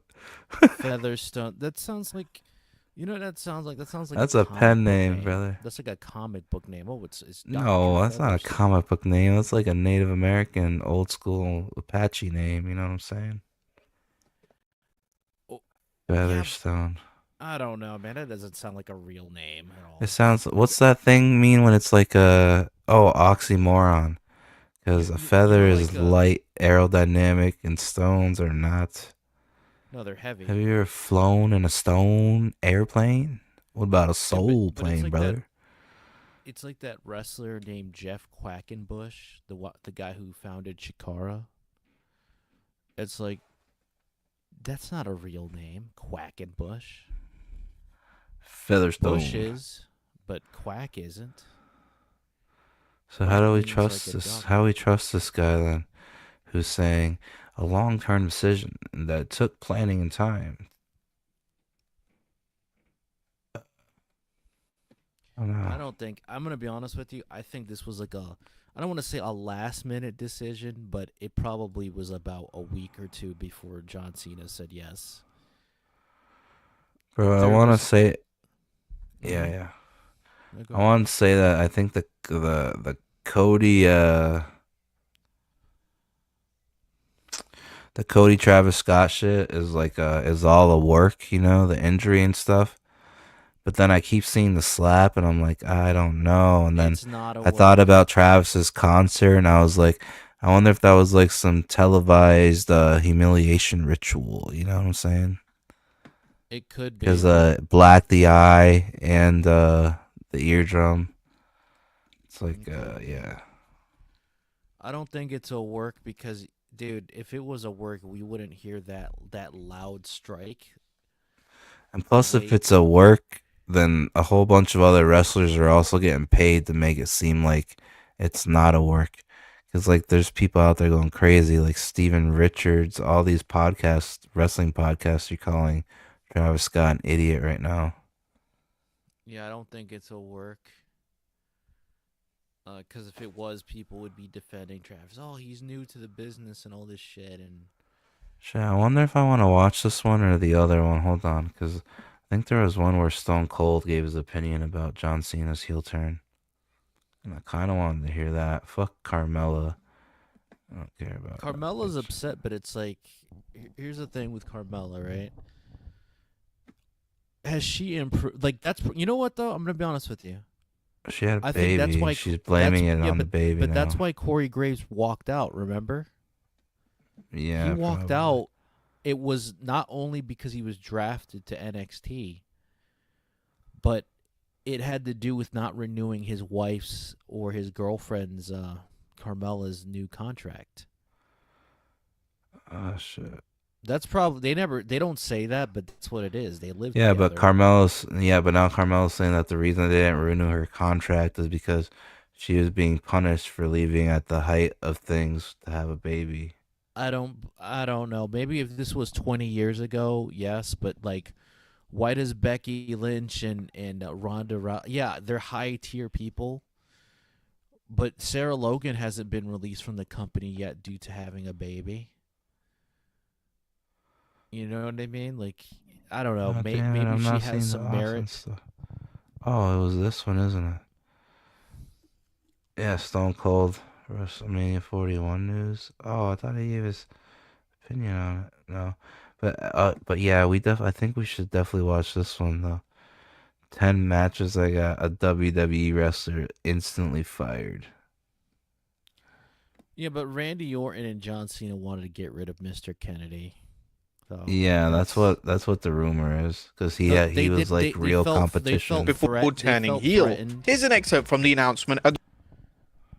So I'm not surprised, really. I'm like, John. Here's the thing, and this is the thing. This is probably one of the reasons why I stopped liking John Cena back in the day, right? Because I'm not gonna lie, I liked John Cena because of the rapper gimmick, but little by little, when you hear the backstage stories of him sabotaging young wrestlers from getting pushes, like Mr. Yeah, Kennedy you know was what? one of them. Actually, Nexus. before you go on, that's what I would say if anybody's watching this, like, to all you new marks, like you new wrestling fans, we haven't been doing our job as wrestling fans for you new marks. I'd say probably not until you're in high school. Like, yeah, wait till you're in fucking high school. Don't read the fucking dirt sheets or the rumors or anything. Just don't even know about that kind of shit's existence until like way later. Because yeah, once you find out the gossip and the locker talk and the drama, it kind of kills it, you know? Dude, yeah, it wasn't until It's high better school not to that I know about started- any of that shit. Yeah. It's wasn't cool until when you're older though, because you become like a historian and stuff. But it does kill the enjoyment a little bit. So I would hold off on learning about all that ring drama bullshit. Yeah, because if I found out that, like, for example, The Rock buried Billy Gunn back in the day, I probably wouldn't like him as much, you know? Yeah. And then you hear the That's story what I'm of saying. like the triple. Well, here's the thing, I never liked Triple H back in the day, really, unless he was in DX or something with Shawn. I was never a Triple H fan. I'm just being honest. I only liked him when he was in DX or when he came back from his injury, because it's not right. You know what I mean? Like, it's kind of fucked up to be being happy that somebody's hurt, or you know what I mean? No, I liked him. I liked him when he was What did they say? The true blue blood, like when he Connecticut first blue started, blood. he came out the fucking Beethoven music as Hunter Hearst Helmsley.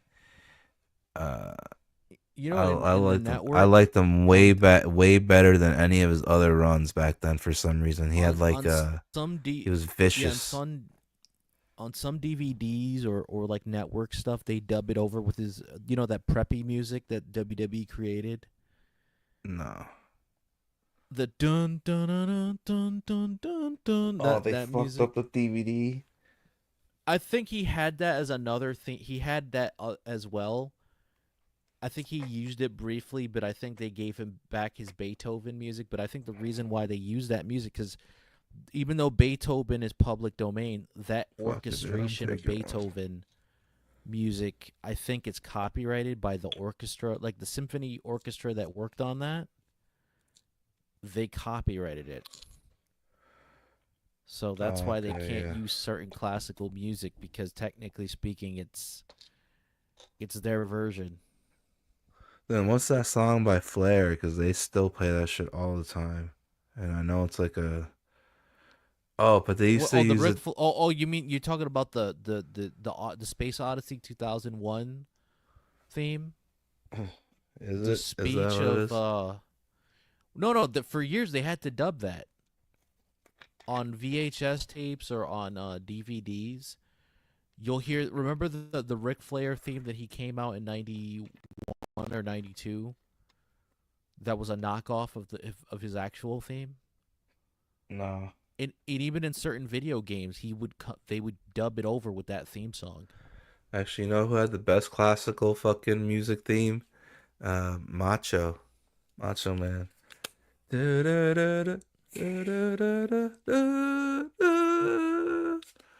what is that song? It's called Pop and Circumstance. Is it an army song or is it like no? It's actually like it's an American anthem. Technically, it's a classical song, but it's used for graduations and stuff like that. But I think. Oh yeah, you're right. Graduation. It's a graduation song. It's a public domain. I think that song was made in the 1800s, like the mid to late 1800s. So that's why people can use that song and not get in trouble. Yeah, there's just fucking something about that song combined with fucking Randy Savage spurging out off of cocaine on the ramp. Like he's got streamers on his elbow pads and his fucking boots. You're like, and a giant fucking cowboy hat. Woo! So he's literally the cocaine cowboy. It's crazy to think if like Macho and Ultimate Warrior were like one of the very few people that can get away with that without being super flamboyantly fruity. You know what I mean? If it was anybody else, they would be made fun of. Like even Shawn Michaels was made fun of. Remember? No, I don't. What do you mean? No, he was. The older fans, not the younger fans like the kids or the early teenagers, but like the older audience that were like 25 or 30 years old back in the day, they would make fun of Shawn Michaels and say HB gay and all that. Oh yeah. Well, because he was a heel, yeah. Yeah, well, not only that, but like it had hearts all over his pants. They made fun of him because not only that, because he was a Chippendale and also he posed for Playgirl back in the day. Yeah, and he's like comb his hair in front of a mirror and like, I mean, the one thing I will say is he did have a feminine walk, but never as feminine as Chris Jericho. So didn't hinder him too much. Yeah, well, here's the thing that's. And then you had Rick Rude. I used to do that when I was a little kid. That was my move. Yeah, Rick Rude. That was my favorite wrestler when I was a kid. Even though his gimmick was literally he was a male, he was a Chippendale, right? Yeah, he's a male stripper. No, but he was roided out. No, but he wasn't. He didn't. Nobody made fun of him because he legit. You look at him, he could legit kick your ass. Like that was the thing that made him different from Shawn Michaels. Was like at least you can tell Rick Rude could legit fight if he wanted to. And he did. There was stories that like Paul Bearer told, or Percy Pringles III said, he used to roommate with Rick Rude for like I think for a year before his family was able to move out with him. Yeah. So what I think this was during World Class or Memphis or something like that. Anyway, what they would do is like he would talk to Rick Rude, and Rick Rude would go out with his girlfriend or his wife or whatever, and they would go to a nightclub. And I think Percy saw it himself, but they would go to a nightclub or whatever, and he would tell his girl to stand near somewhere in the club so a guy could notice her and then approach her, and then he would purposely go at them and beat the shit out of them. Wow. Like, just psychotic shit like that. Like, it's just funny to me that, like... Just imagine how drunk Paul Bearer was when he witnessed this. He probably went up to Rick Rude, patted him on the shoulder, and went a little something like this. Anyway, one day I wake up and I look in the mirror and I don't like what I see. You're crazy. You're crazy, man. You're crazy. I like you. But you're crazy. Yeah, probably something like that. Jesus Christ. No, It's because like, it's just like... Yeah. Oh, before I forget, I haven't got it yet because I mean it's fucking. I just got it on the PS4 and I feel like I'm gonna get robbed again. But they announced that the DLC for the WWE game, the main focus is New Jack. How crazy is that? New Jack, insane. Abyss. Yeah, it's gonna be New Jack, Abyss, and I forgot the other guy. But New Jack is like the one selling it. They got an image of him with a bloody forehead. I'm like, dude, they're finally doing it. They're selling but a video. Bullshit. New Jack should have been in the game years ago, man. Like, I know, but it's gonna be awesome. Like, yeah, but you know, I'm gonna be New Jack. I'm gonna whoop your ass with him. You know, originally, the several attempts New Jack was supposed to go to WWE. One of them was, but he's crazy, man. No, but I'll name the examples. So, the first attempt of him going to WWE was with Mustafa Ali, right? And this was like in the early to mid '90s. And this is you mean that Mustafa Ali? Because there's another one nowadays. No, the black, not the WWE Mustafa Ali, the ECW one, the one that was tagging with New Jack.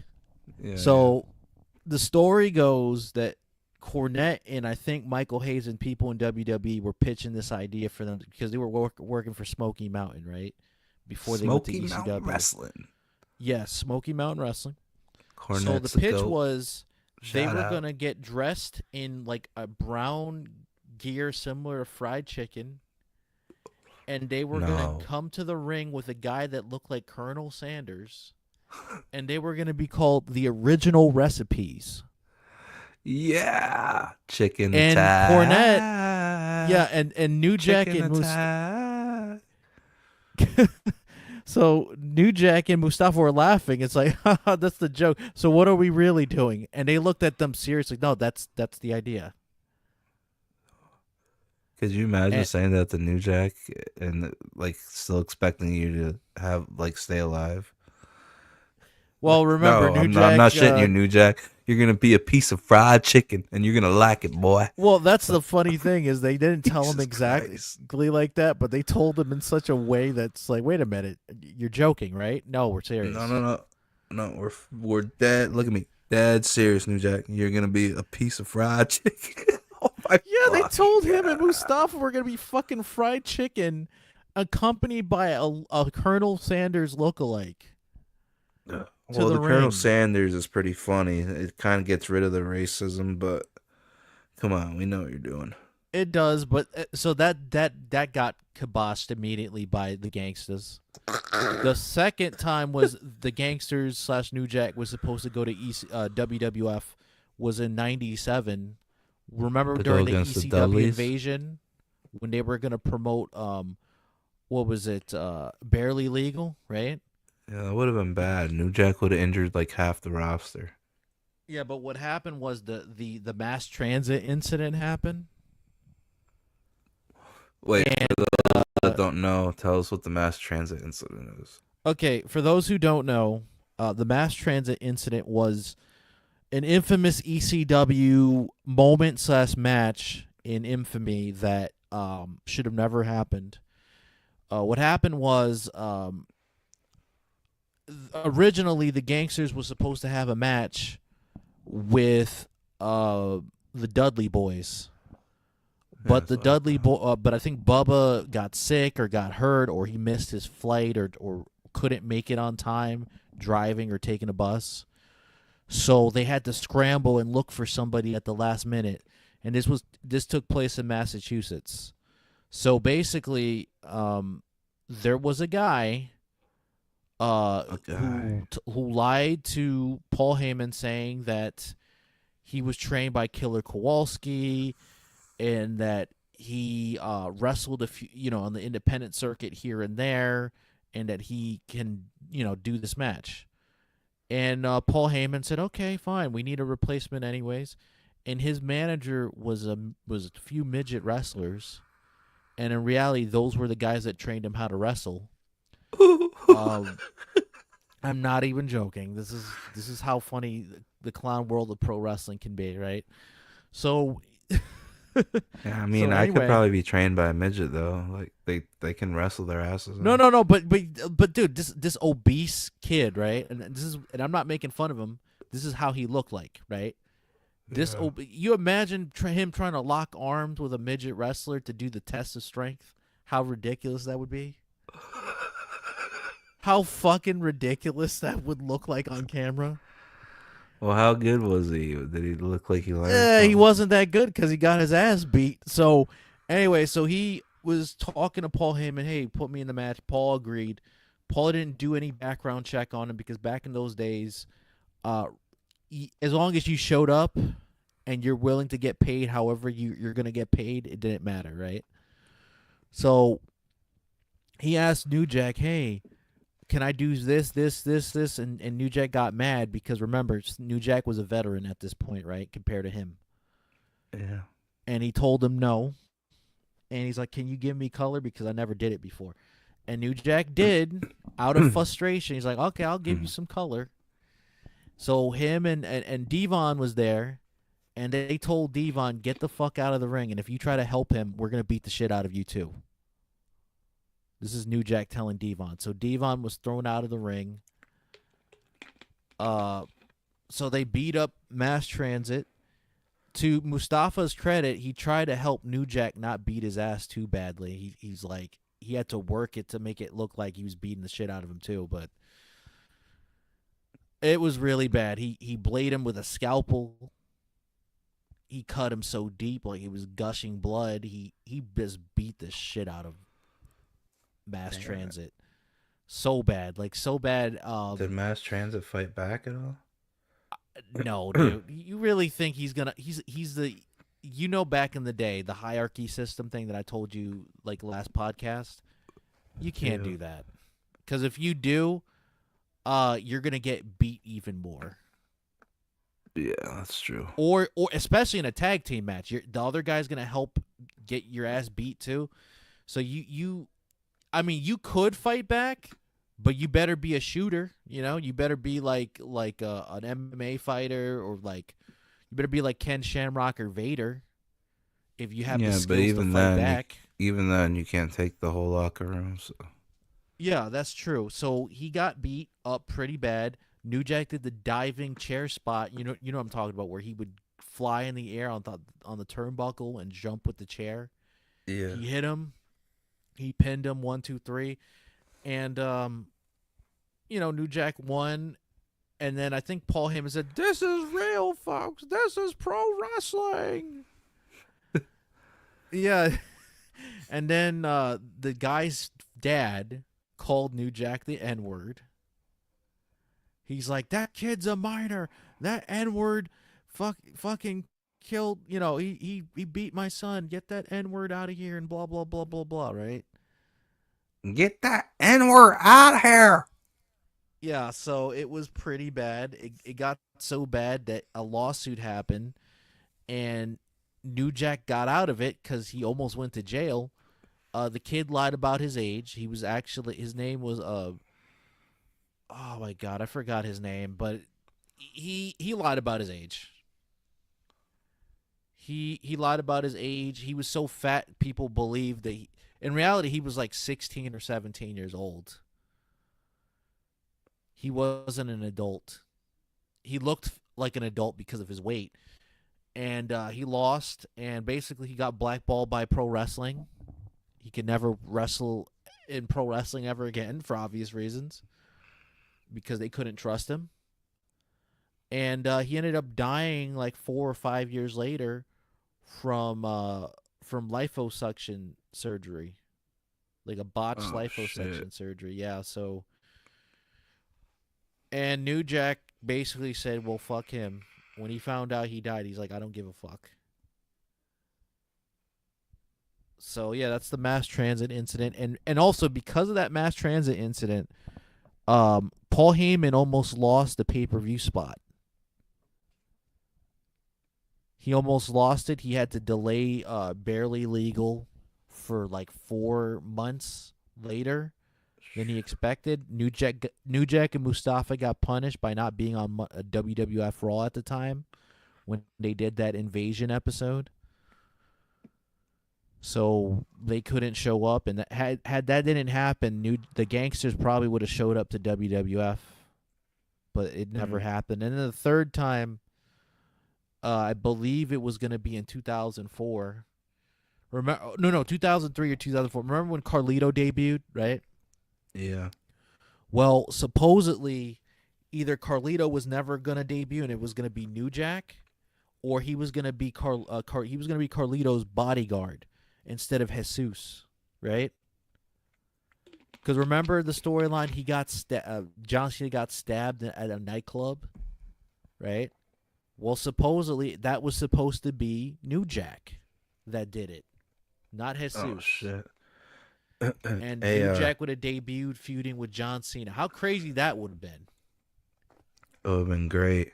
Yeah, so that never happened because I think, a dispute over money or whatever. But I honestly don't know if New Jack would have a good match with John Cena. Yeah, I don't know either. And the fourth time, and this is debatable because there's a story that New Jack talked about. Supposedly his fourth time in the attempt of him coming to WWE was, for the ECW revival, right? On Sci-Fi. He would have where they made Bobby Lashley the champ. Yeah. No. When RVD was the champion.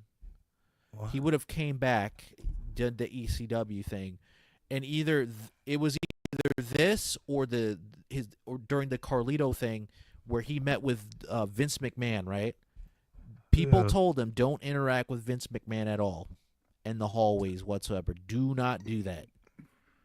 And they warned him. I think Dean Malenko warned him, and a few agents warned him.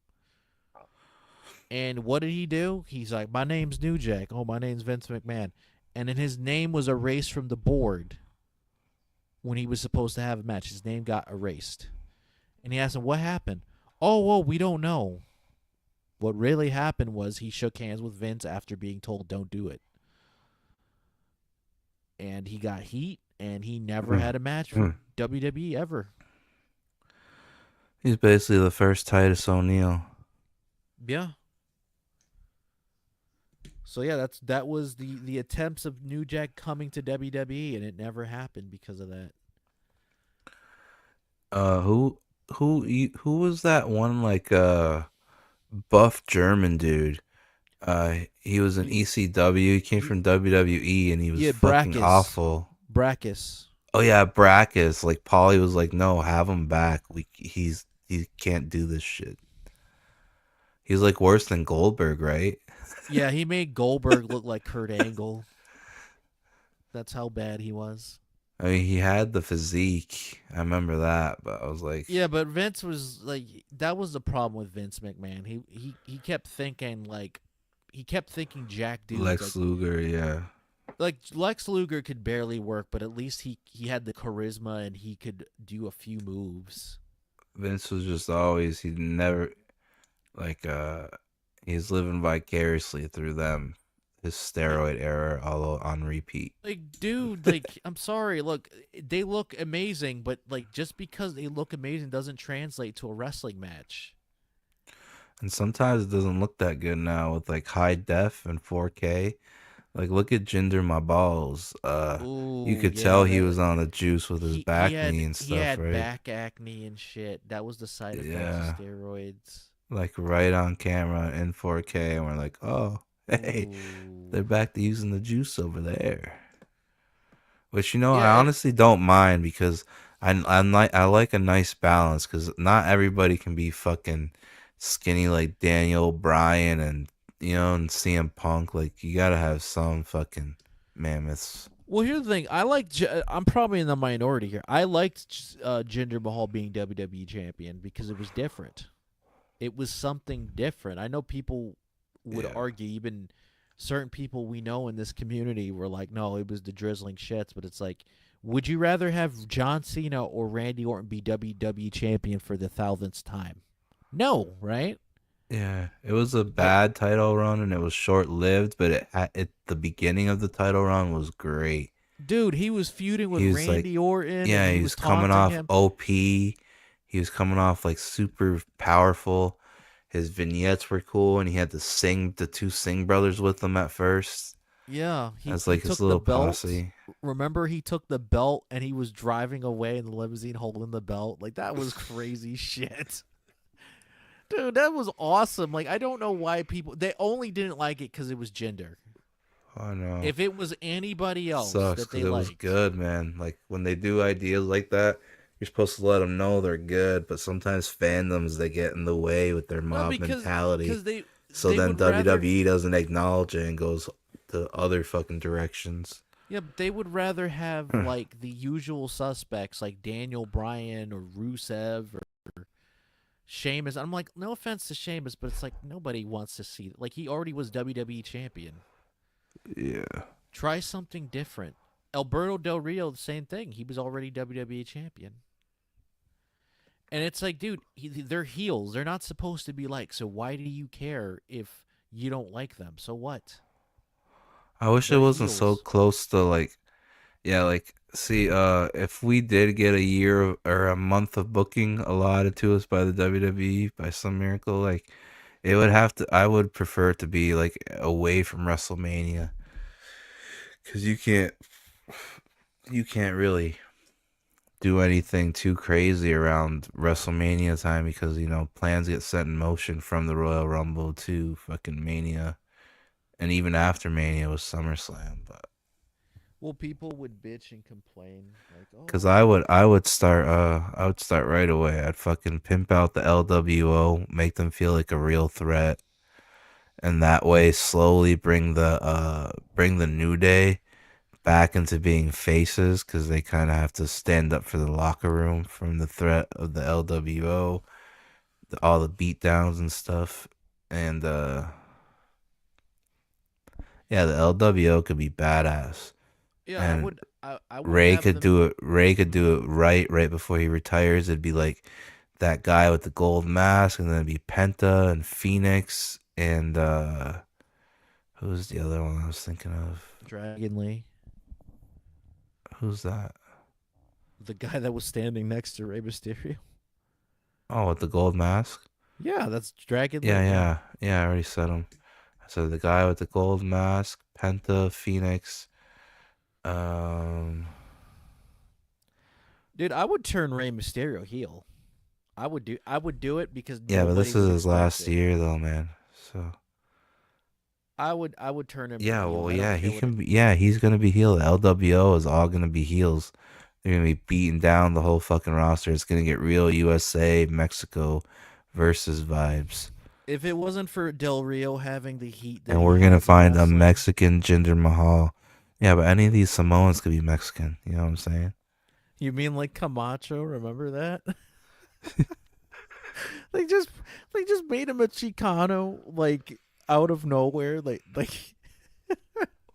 Yeah, I think Bo Dallas should just come out and be like, "There's something my pops. You guys remember IRS?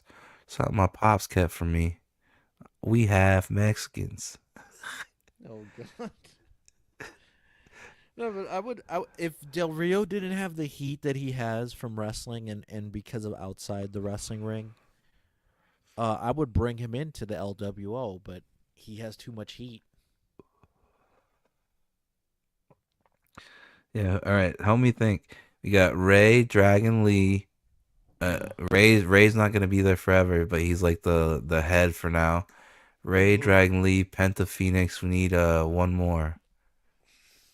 I'm trying to think. Roosh would be a good. Actually, addition no. to We the need two more. We need two more for the LWO. Who? Ooh, that's a good one. Who'd you say? Roots? Roosh. Who's Roosh? The guy that's basically the guy in AEW that's Rush, but you don't pronounce it as Rush. You pronounce it as Roosh. Oh, he's in WWE now. No, he's in AEW. But hypothetically, you can get rid of him to come to WWE. Okay. I would have what's his name? Mascara Sagrada. Remember he was Gran Metalik in WWE, but I would just do a whole repackage with him.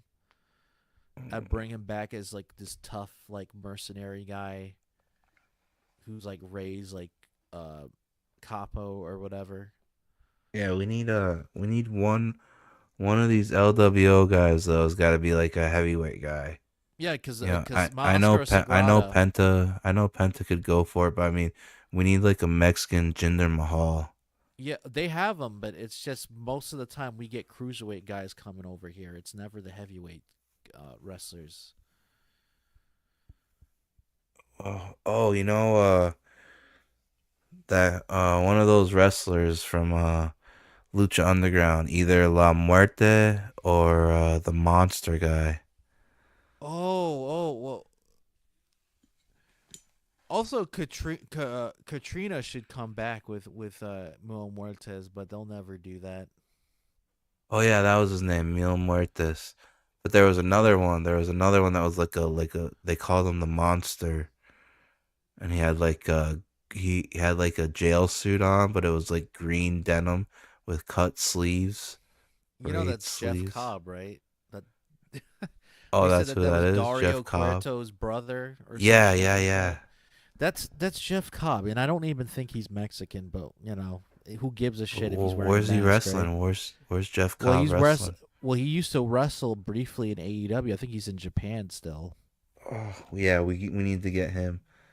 I respect his work.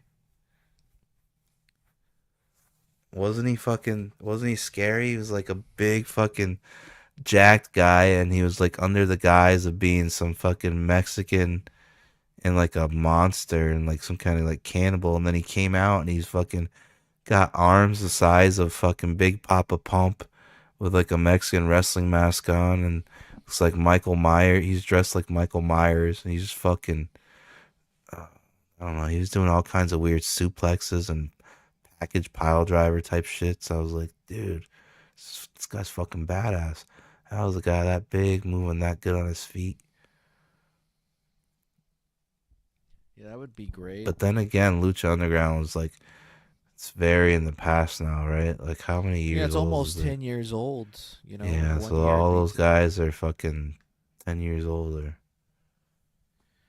Yeah, but That's you the can thing about hide their time, brother. weaknesses and shit, so it doesn't matter. Oh yeah, if we had like NWA type of show, like filmed in house, like NXT, but if we go on tour, like no, you're not gonna be able to hide it. No, you limit their appearances to make them special. You don't have them have a match every day or every week. Wait, who were we just talking about? We're talking about LWO and bringing in some of those lucha guys from Lucha Underground. Oh yeah, you can just have them come out when it's like when it means business or something, or That's what when I'm some of saying, them's like- got to get disciplined or something. Yeah, or you put them in a match, but it's like at a pay-per-view or something, or like a special Raw or SmackDown or whatever. You don't put them in every week. And So then it all of a makes them sudden less the lights special. the lights go pitch black and fucking what do you know? There's pyro going off and the lights hit and it's Viscera and he's like, I'm Mexican too.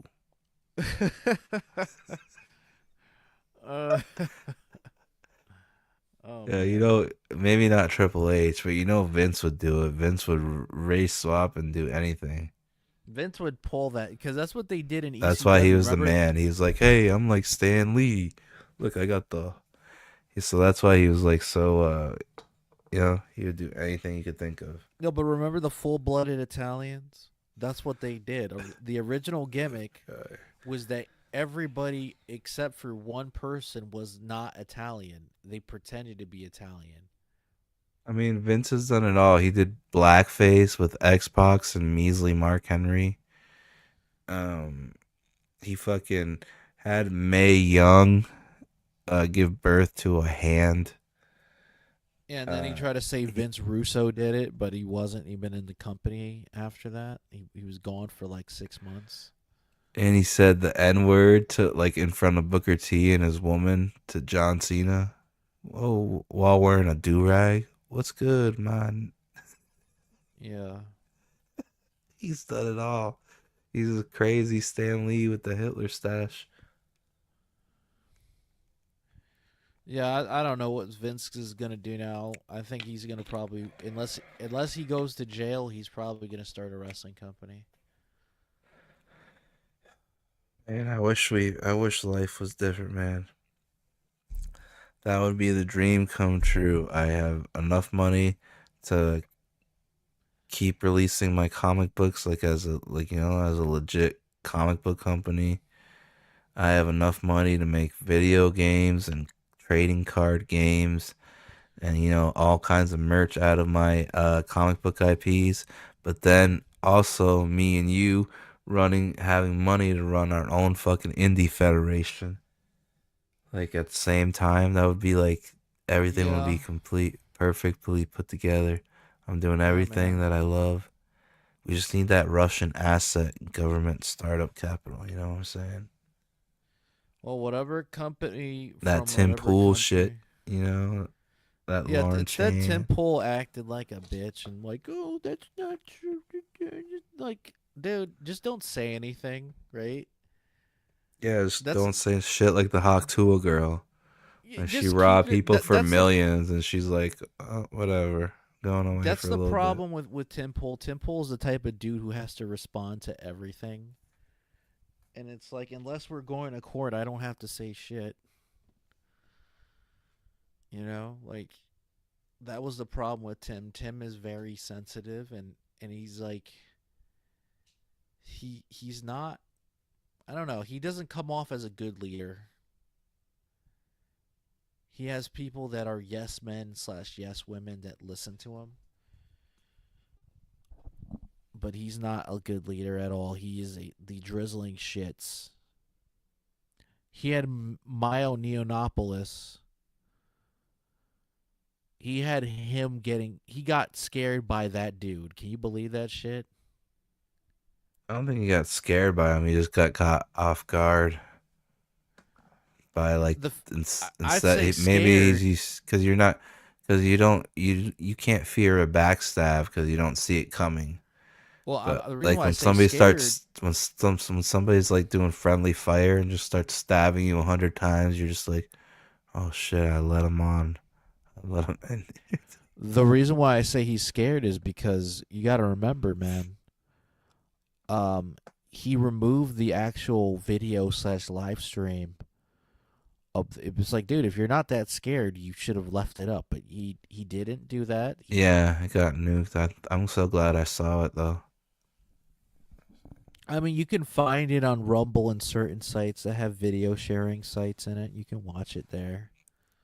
Yeah, probably like BitChute or something. Yeah, you can watch it in certain sites if you know how to dig through it, But it's just, I don't know, man. He got all that money and shit, and instead he wasted it on a fucking skate park in a fucking compound.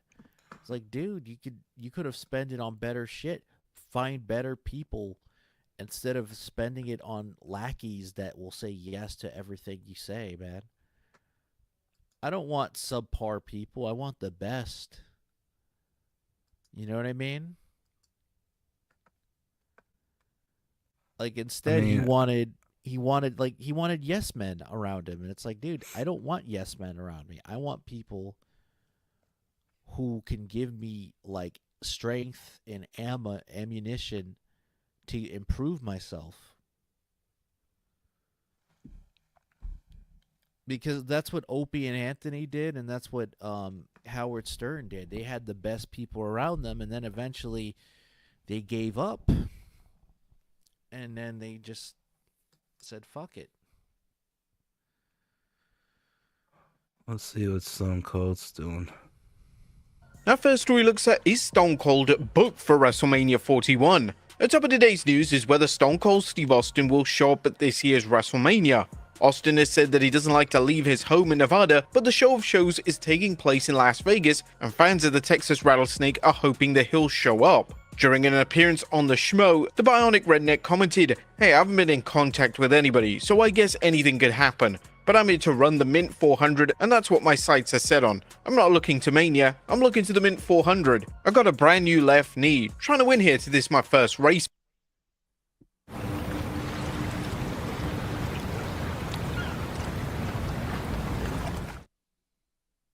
He's back, so I'm gonna go out. Wait, what the fuck? Stone Cold's foot racing now? Marathon running? He's probably trying to strengthen his leg. You know what I mean? Like it's Yeah. Because if he doesn't do anything with his leg, he's gonna get crippled again. That's most likely what he's trying to do. But I don't know. He used to live in California. He used to live in Los Angeles, as he used to say. I guess he moved during the pandemic. You blame him? I would have moved too. No, I don't blame him either, because now there's so many fucking problems now in California. Like, legit. Like, dude, he could have got his house burned down.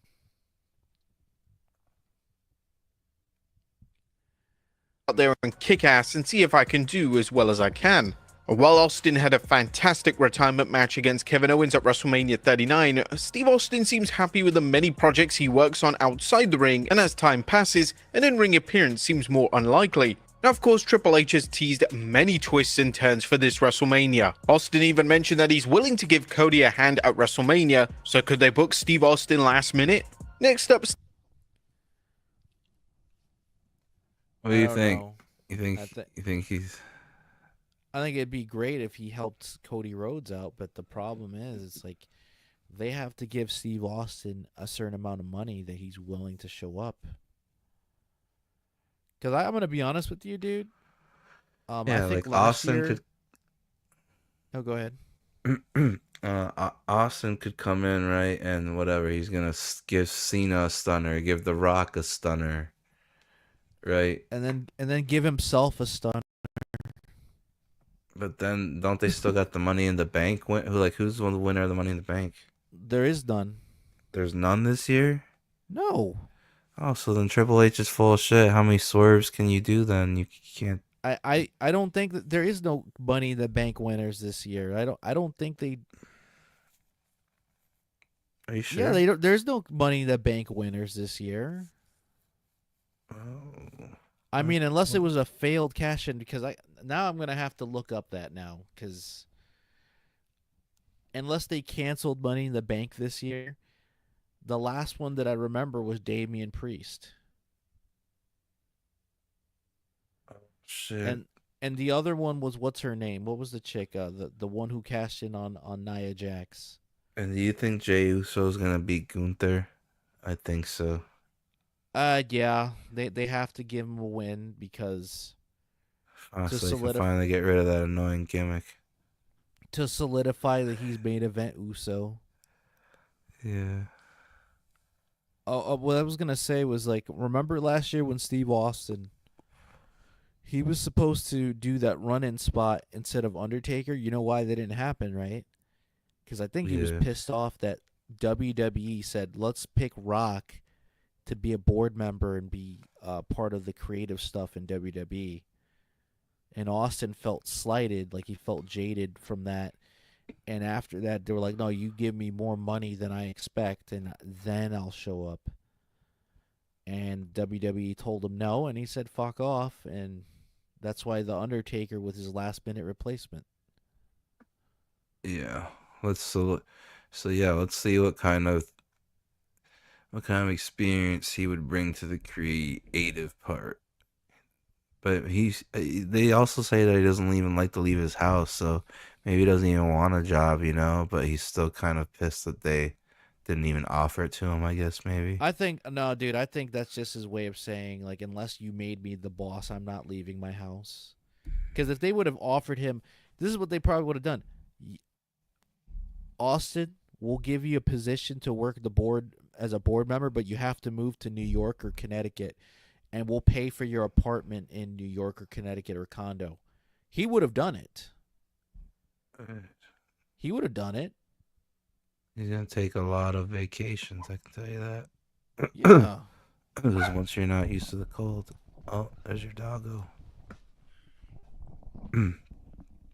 Steve Austin discusses Cena's heel turn. Stone Cold Steve Austin is a veteran who has seen it all during his lengthy run in the wrestling industry. But what does he think of Cena's astonishing switch from face to heel? During his aforementioned interview with the Schmo, Austin opined, hey, that happened. Sooner or later, finally it happened. So it'll be interesting to see, you know, whether the people accept him as a heel, or as he turned himself more babyface. I think it remains to be seen as the story unfolds, but nonetheless, they've kicked off in an epic build into WrestleMania, and that's what they do every single year. And this year, it's here in Las Vegas, so it's going to be pretty damn awesome. And there's no denying that Cena's heel turn instantly elevated John's WrestleMania title match against WWE Universal Champion Cody Rhodes. However, as Austin and others have pondered, will WWE fans embrace Cena as a heel, or will they cheer him against the American Nightmare, and if so, what then? Next up, the... Wait, what did Austin say? I want to see if there's any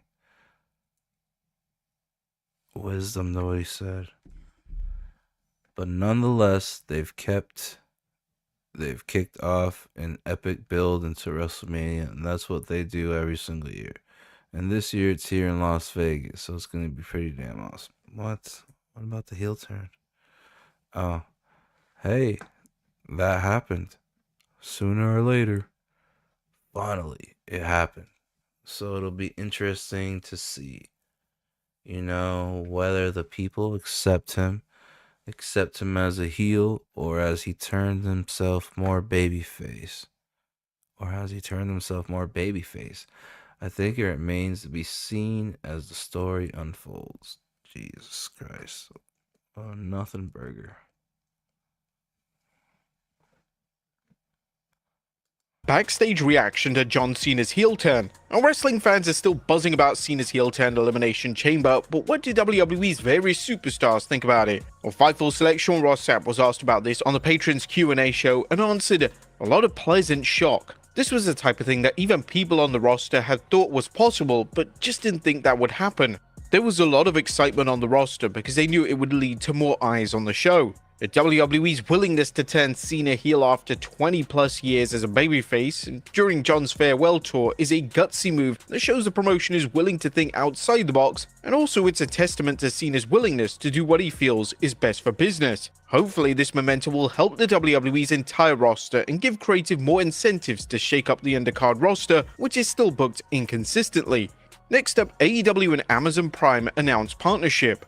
That's big news for All Elite Wrestling as the promotion has announced it's working with Amazon Prime. Sports Illustrated is reporting the announcement from All Elite Wrestling and Prime Video reveals that all pay-per-view events will be available for purchase of $49.99 through Prime beginning with this Sunday's AEW Revolution event. Availability will be in the US, Canada, and the UK. And not everyone is... Wow. So they're doing that. I don't understand it. Maybe to get more eyes on your shit, but you're just selling pay-per-views. You're not offering like people that pay a Prime fee all year long. You're not offering them anything. Just another place to buy your pay-per-view. Yeah, I think it's just they're desperate. Like, they have HBO Max. I don't know why they don't.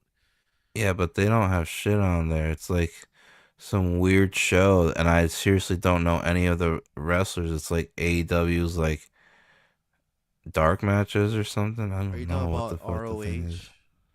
No. It's like AEW something. It's one of their fucking weekly shows. It's got some dumb name, but it's all the wrestlers that like suck that you never see on TV. Oh fuck! I got HBO Max. I forget what it's called, But then they do got like the old pay-per-views, but it only goes back like it's like the first year AEW was a thing. It's like only those pay-per-views, and then that's it. Nothing else. That's dumb. I'm assuming it's because of rights issues that AEW has with other companies. But there's been rumors I that don't know. Maybe it's just because AEW their roster changed so many times. I don't know. Yeah, but there's a rumor that AEW is there's a partial stake ownership by Warner Brothers Discovery, and that's why they were able to get like a new deal and shit. Because that had to be because if they didn't, they would have not said yes to it. Yeah.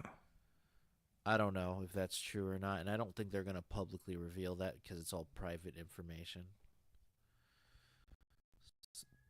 So Tony Khan will never, he will never say that out loud. But whatever the Maybe case may be, maybe we can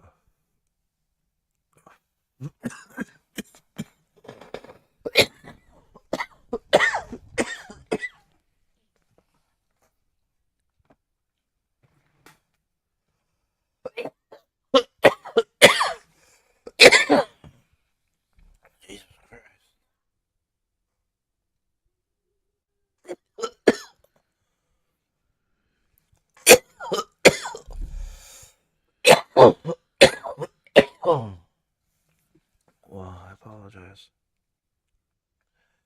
Ooh.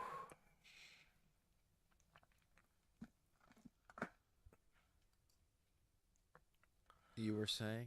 I have no idea what I'm saying. You said we could do, and then you started coughing. Oh, what we could do is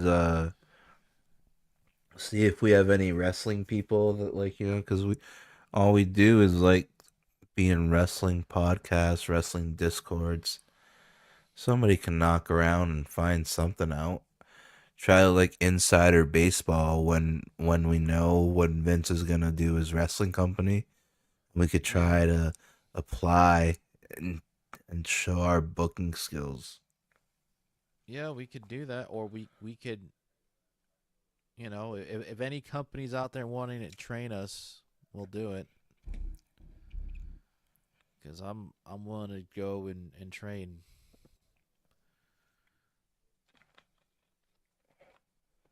And then me and you, under the employment of Vince McMahon, defeat the evil that is AEW and Triple H's horrible booking.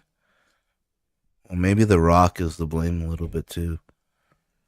Yeah, but I also blame Triple H and Stephanie too, because I honestly believe Stephanie was the one who leaked that shit online. Because think about it, she ended up becoming the co-president with Nick Khan, but then as soon as Vince McMahon came back, she was immediately outed, aka I resigned due to personal. She got fired, dude. Her own father fired her from her position. He did a hostile takeover.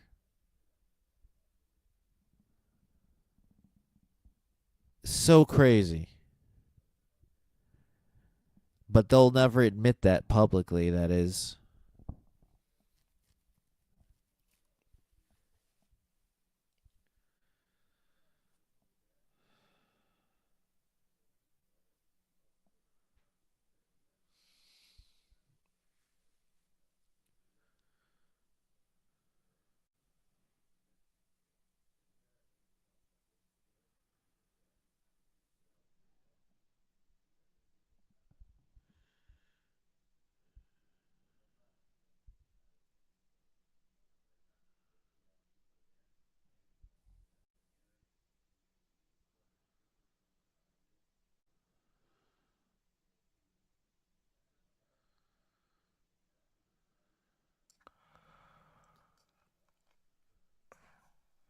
You good? Yeah, my fault. It's all good. My allergies are going crazy because I'm just sitting here baking in a cloud of weed vape smoke. And my nose and my lungs are like, bro, how come we're not breathing air? We're just breathing in weed. Yeah, you're gonna need some oxygen for that. I don't know. I honestly believe that the person that leaked that information to the public was Stephanie McMahon and maybe Triple H to an extent. The reason why Wait, Triple H, what info? the information about the whole sex scandal stuff with Vince. What? How are they the ones that leaked it if there was a lawsuit out there by the girl? This was before Janelle Grant released that information, though. What was before that? That a whole bunch of women were claiming that they were trafficked by Vince McMahon and forced against their will to have sex with Vince McMahon and all that, and it wasn't just Janelle Grant, but former female wrestlers, staff people, etc.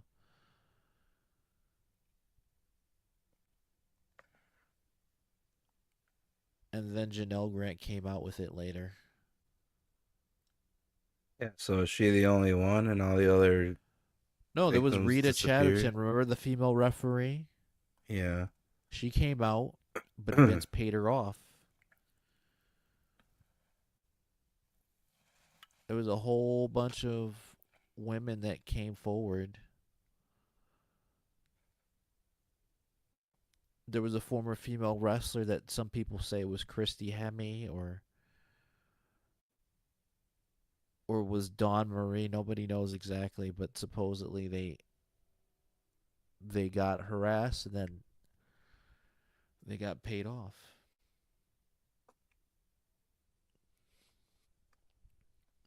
But I Happy as no discounts are currently available for. I honestly believe Stephanie was involved in that.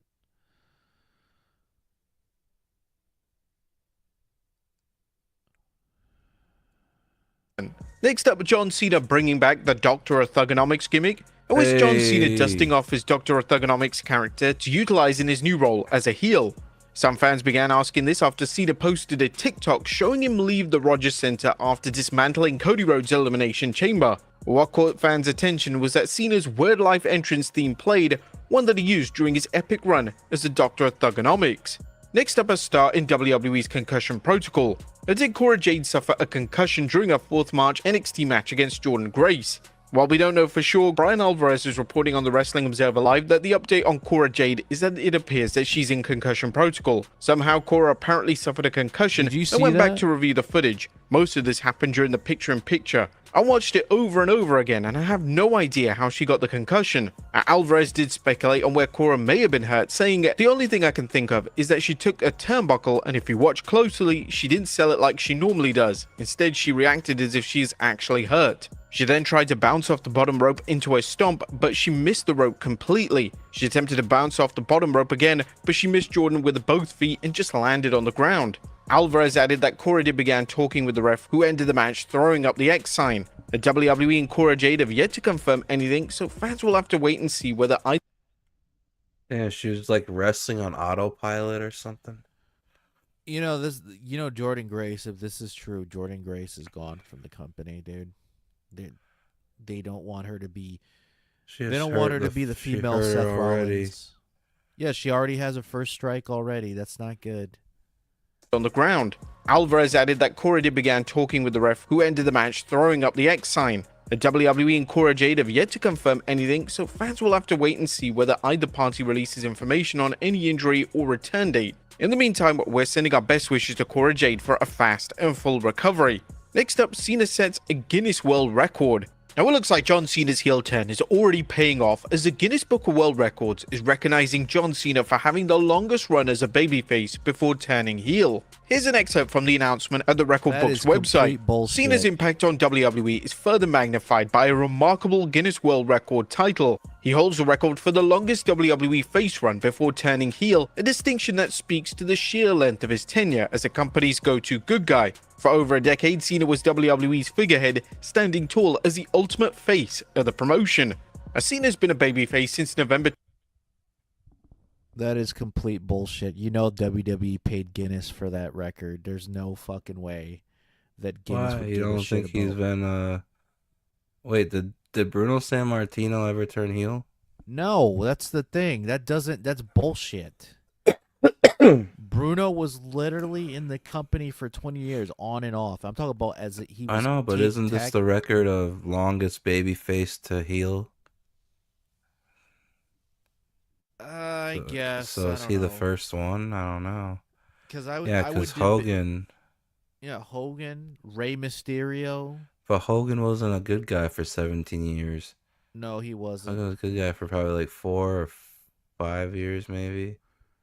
I would say even Because it was a Bruno's. short run before Vince decided to replace him with like Shawn Michaels and Bret Hart and shit. Yeah.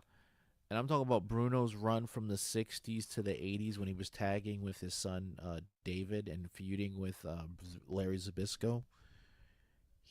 Dude, that's like over 20 years as a babyface. He was never a heel. Yeah, no. Not in So WWE. John Cena's the first one. I guess. I mean, Ricky Steamboat didn't have a long career in WWE though. But he was a babyface his whole career. I know, but did he ever turn heel? No. So that's what I'm saying. Are there any baby faces that then turned heel, like Cena, for that long?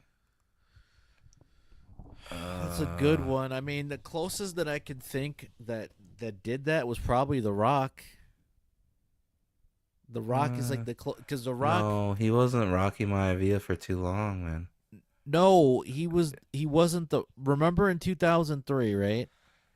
He was heel, right? And then he turned a baby face around 2004, feuding with Evolution with Mick Foley.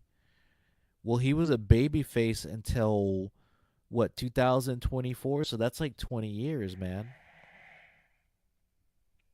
You can dispute The Rock was a baby face for over 20 years and then he turned heel. So I don't know. Maybe John Cena broke a record, but I think Rock should have that record first.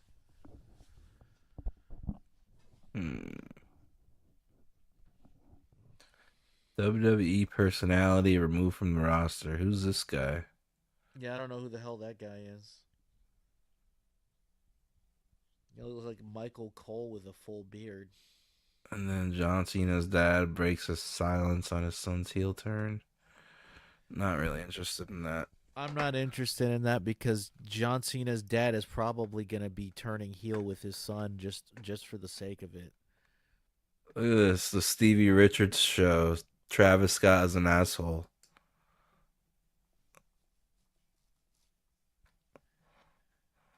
He's an ass. I mean, what a jerk move to do. So, should we Dude, I talk? like Is there anything Stevie else about Cena Richards. specifically, or should we talk about Travis Scott now?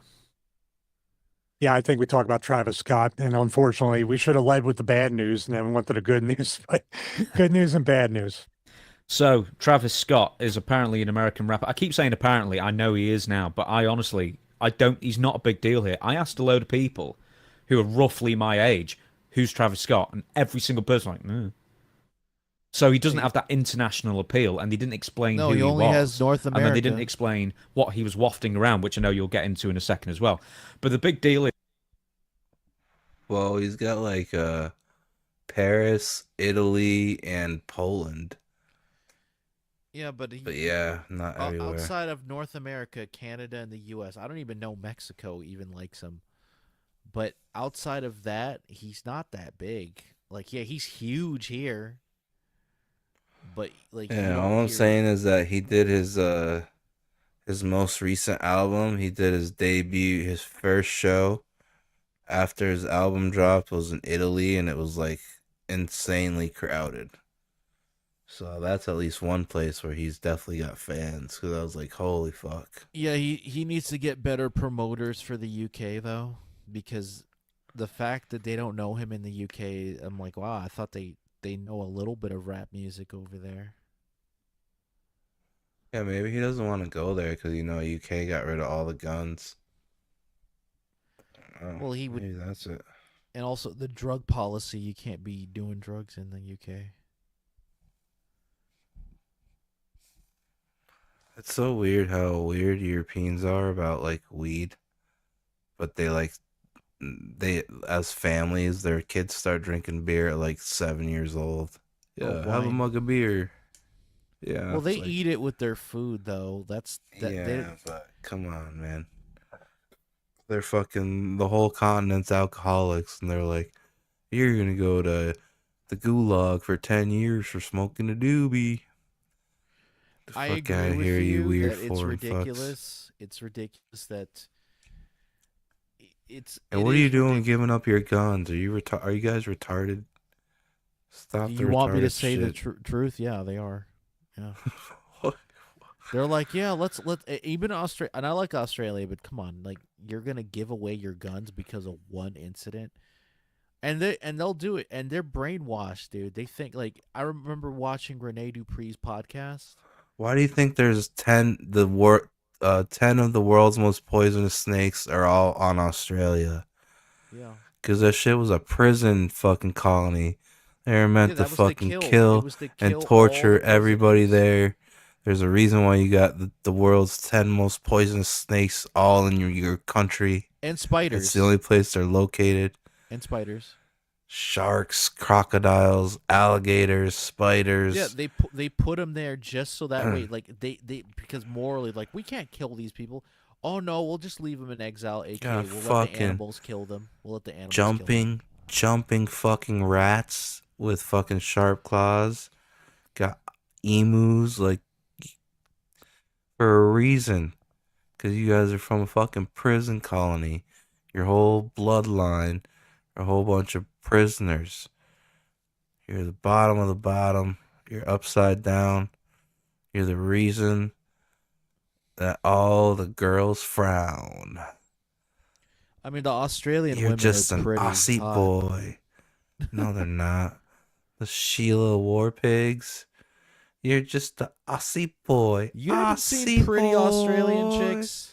No, they all look like feral bush pigs. You're just an Aussie boy. It's my boy toy. Aussie boy.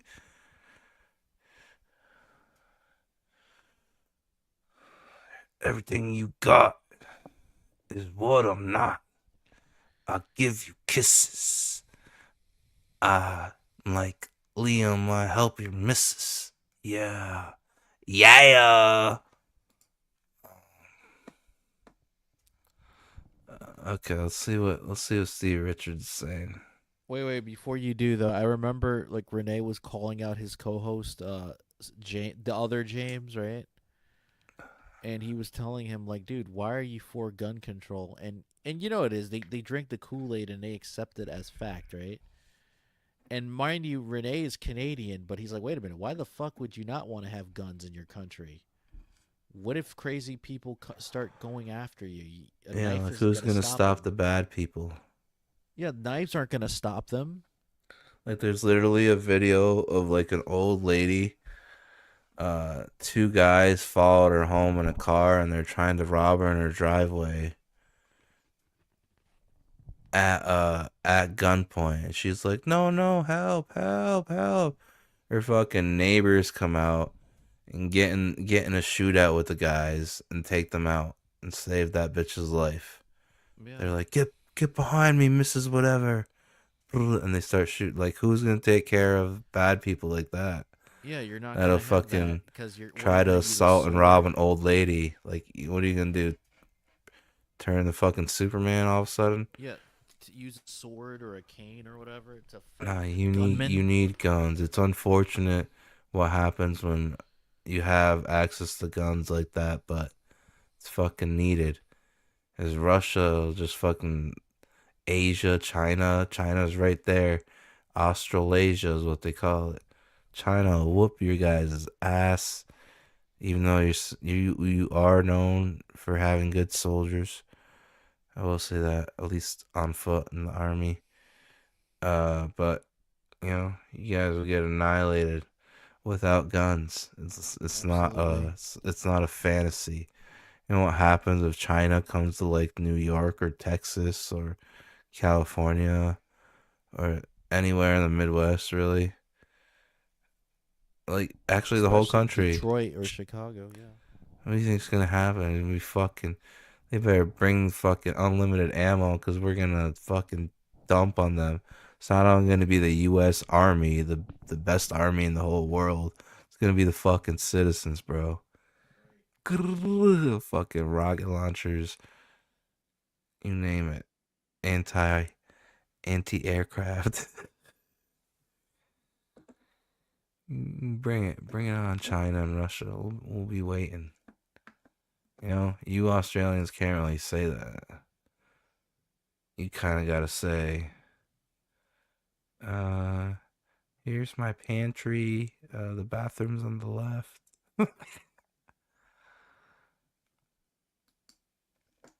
I can't hear. Let me play it. It's just that he punched Cody Rhodes in the ear and caused him a perforated eardrum, which is the big deal. And so all you can say now is you can't see John Cena, and Cody's not going to be able to hear him either now. So all he's got is he's got nothing, touch, taste. So he got 3 senses left. Yeah, Travis Scott, if he comes out for any more segments, he'll take care of those senses too, apparently. But this was the most mystifying. To me, I always use the analogy on an indie show. This is the radio DJ that gets in the ring, swinging his arms around, doing whatever. This is celebrity appearances on Raw or anything on wrestling and WWE or any company gone wrong. This makes the Jeremy Piven Summerfest botch look like. It makes Jeremy Piven look like Logan Paul. And that's what they've lulled themselves or fooled themselves into a really dangerous false. I thought I was gonna be way more entertained. The Jeremy Piven thing, or No, than fucking Stevie Richards doing a podcast. it is, but you Holy shit, we're better than this guy. don't. Oh my God! Way to go! Now Stevie Richards isn't gonna talk to us. You just buried Stevie Richards. What the fuck? I'm just saying, man. Yeah, dude. Yeah, I guess. Dude, imagine if Stevie Richards like, I like your show, like, and then he's like, well, but you buried me, so fuck you. Oh, I got the blue meaning on my side, Stevie. What do you got? He's gonna say he has Nova. Oh fuck! I'm running. Sense of security, and this is where it came back to bite them in the butt. Because you got really lucky with Bad Bunny. He did an amazing job with Damian Priest and against Damian Priest. Logan Paul has been nothing but putting the roster to shame, in my opinion, because he looks like he's better than 95, 96% of the entire WWE roster. What? I disagree with you on that, dude. He looks amazing. Crack? Dude, he looks amazing. Crack. Dude, Hold he on. looks amazing. I gotta Logan hear Paul's that one amazing. more again. Let me hear that one more again. He can't be serious, you know what I'm saying? That's what he said is insanity. Basically what he just said is You smoke crack, don't you? You smoke crack, don't you? Look at me, boy. Don't you smoke crack? You smoke crack. this guy said Logan Paul is better than 96% of the roster. I Even don't his know about math is that. fucking retarded, bro. Here's my problem with Logan Paul. He's amazing in the ring if he's trained 1,000 times by the Hurricane or whoever he paid by WWE to train him. He doesn't have a bunch of matches. That's not pro wrestling. You're not supposed to do it over 1,000 times and then do the actual match. Wrestlers don't have that luxury. Yeah, he won't be good enough yet. He's not good enough. I'm sorry. 1,000 time practice. Oh my God, it's amazing. Yeah. But you have to do other matches. Other wrestlers can't do that. They can't do 1,000 times to prep for an actual match. You either do it once or twice, and then you actually have the match. That's how it is. He's still gotta learn. He's still gotta learn other stuff too. Like Yeah, he has to sell. He's barely at a point where he's not botching, but he's tiptoeing the line there a little bit. And then he's not even like not doing like He doesn't know how to sell at all. Like well, not only that, he's just what's it called?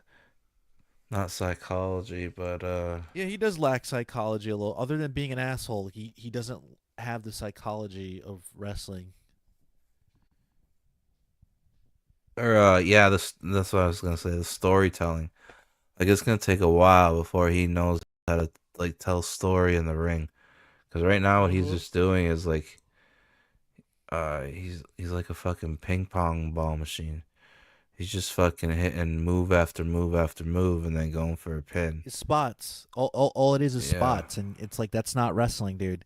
You It's have like, to dude, learn how tell to put a story. on a You gotta headlock. put everything you know together, and then tell a story. Headlocks, wrist lock, put a sleeper holder. You have to learn how to do some stuff chain like wrestling. That. Yep. Maybe chain go wrestling. outside. Just basic stuff that you should know. It's not like second nature to him yet. Right now, You he's just also have doing to like play to the luchador crowd shit out the and top taunt them. ropes. Yeah. Yeah, doing 450 splashes. That's great, but you're not going to do that every week, right? Yeah. You're going to injure your body doing that. No, you have to pepper it in there, make it special instead of Because that's the problem with him. It's like, yeah, it's good when it's a pay-per-view or if it's Crown Jewel, you're doing these crazy spots, but you're not doing it all the time in a wrestling match. But I can't believe he 'cause said you're going to Logan get crippled. Paul. Can't believe he said he's Well, I think what 96% he means better. is like he took way I too many think what he chair means shots. is That's what he means. No, but I think what he means CT, is that Brother Hale. Logan Paul is willing to do more, but you have to realize Logan Paul's not a regular wrestler. The other people there can't just say, I'm going to do whatever the fuck I want, because guess what happens? Triple H punished them. Logan Paul doesn't get punished because he gets the special golden spoon treatment. And we know that to be true. You think Braun Breaker can just say, "Nah, man, I'm gonna go and do a run-in on John Cena when he cuts his promo, and I'm not gonna tell John Cena that." No, he's not gonna do that because he's gonna get in trouble. He's not doing that. What's that smell?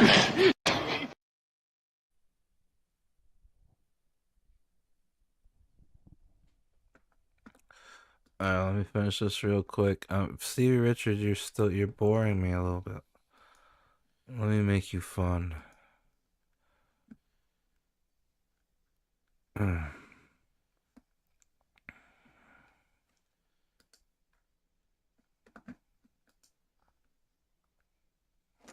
With Bad Bunny, he did an amazing job with Damian Priest and against Damian Priest. Logan Paul has been nothing but putting the roster to shame, in my opinion, because he looks like he's better than 95, 96% of the entire WWE roster. He does the better bookshot, Lariat. Have you noticed that? He does it better than Adam Page. Yeah. I mean, Logan Paul's a natural when it comes to wrestling. What? They were probably thinking every celebrity we run into, every athlete is going to do a service, not a disservice. Bro, did he just say Logan Paul's better than Hangman Page? He said he was unnatural. I'm like, I don't agree with that. What are you guys If you out do of your if fucking you rehearse minds? if you rehearse something over 1,000 times, you're not a natural.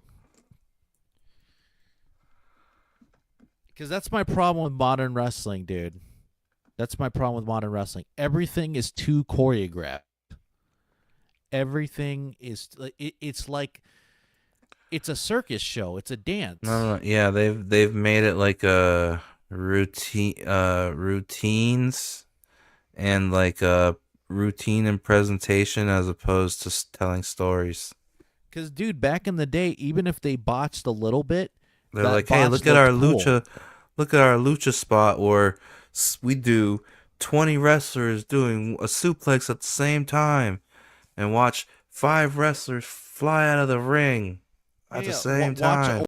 Watch one wrestler doing a plancha with 10 wrestlers not acting like idiots standing there. I call it the bowling pin spot. It's more like a show instead of what it should be. Like, somebody should fucking come down to their match with like fucking an arm sling, and then that's the arm that their opponent beats up all night, and they're struggling to hit Or moves. they're coming to the ring with like a crutch or something, or a Yeah. wheelchair, and they're only doing it because they're threatened to be fired because they have to defend their championship. So the And heel then the whole- wrestler is attacking the leg or whatever. Yeah, and then the whole match, the referee is like trying to get the other wrestler to stop fucking targeting the arm sling, the arm, just something like that, dude. Storytelling, as opposed to, hey, watch me fucking do a suicide dive off of the ropes onto 20 guys. Like, dude, we get it. It's like supposed to be like some Cirque du Soleil shit, but Yeah, but I don't that's know, my like- problem with wrestling today. It's like, look, is it cool to have cool spots? Yeah, but not to the point that it's like literally watching, like you said, Cirque du Soleil or Ringling Brothers and Barnes and Bailey, where Yeah. it's super choreographed. Like, dude, like back in the Attitude Era, you didn't have guys do shit like that.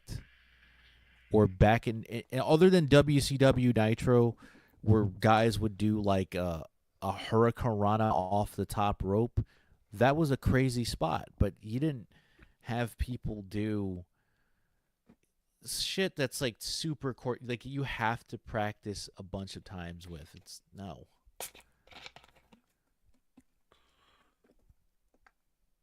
All right, hold on. Let me switch it to here.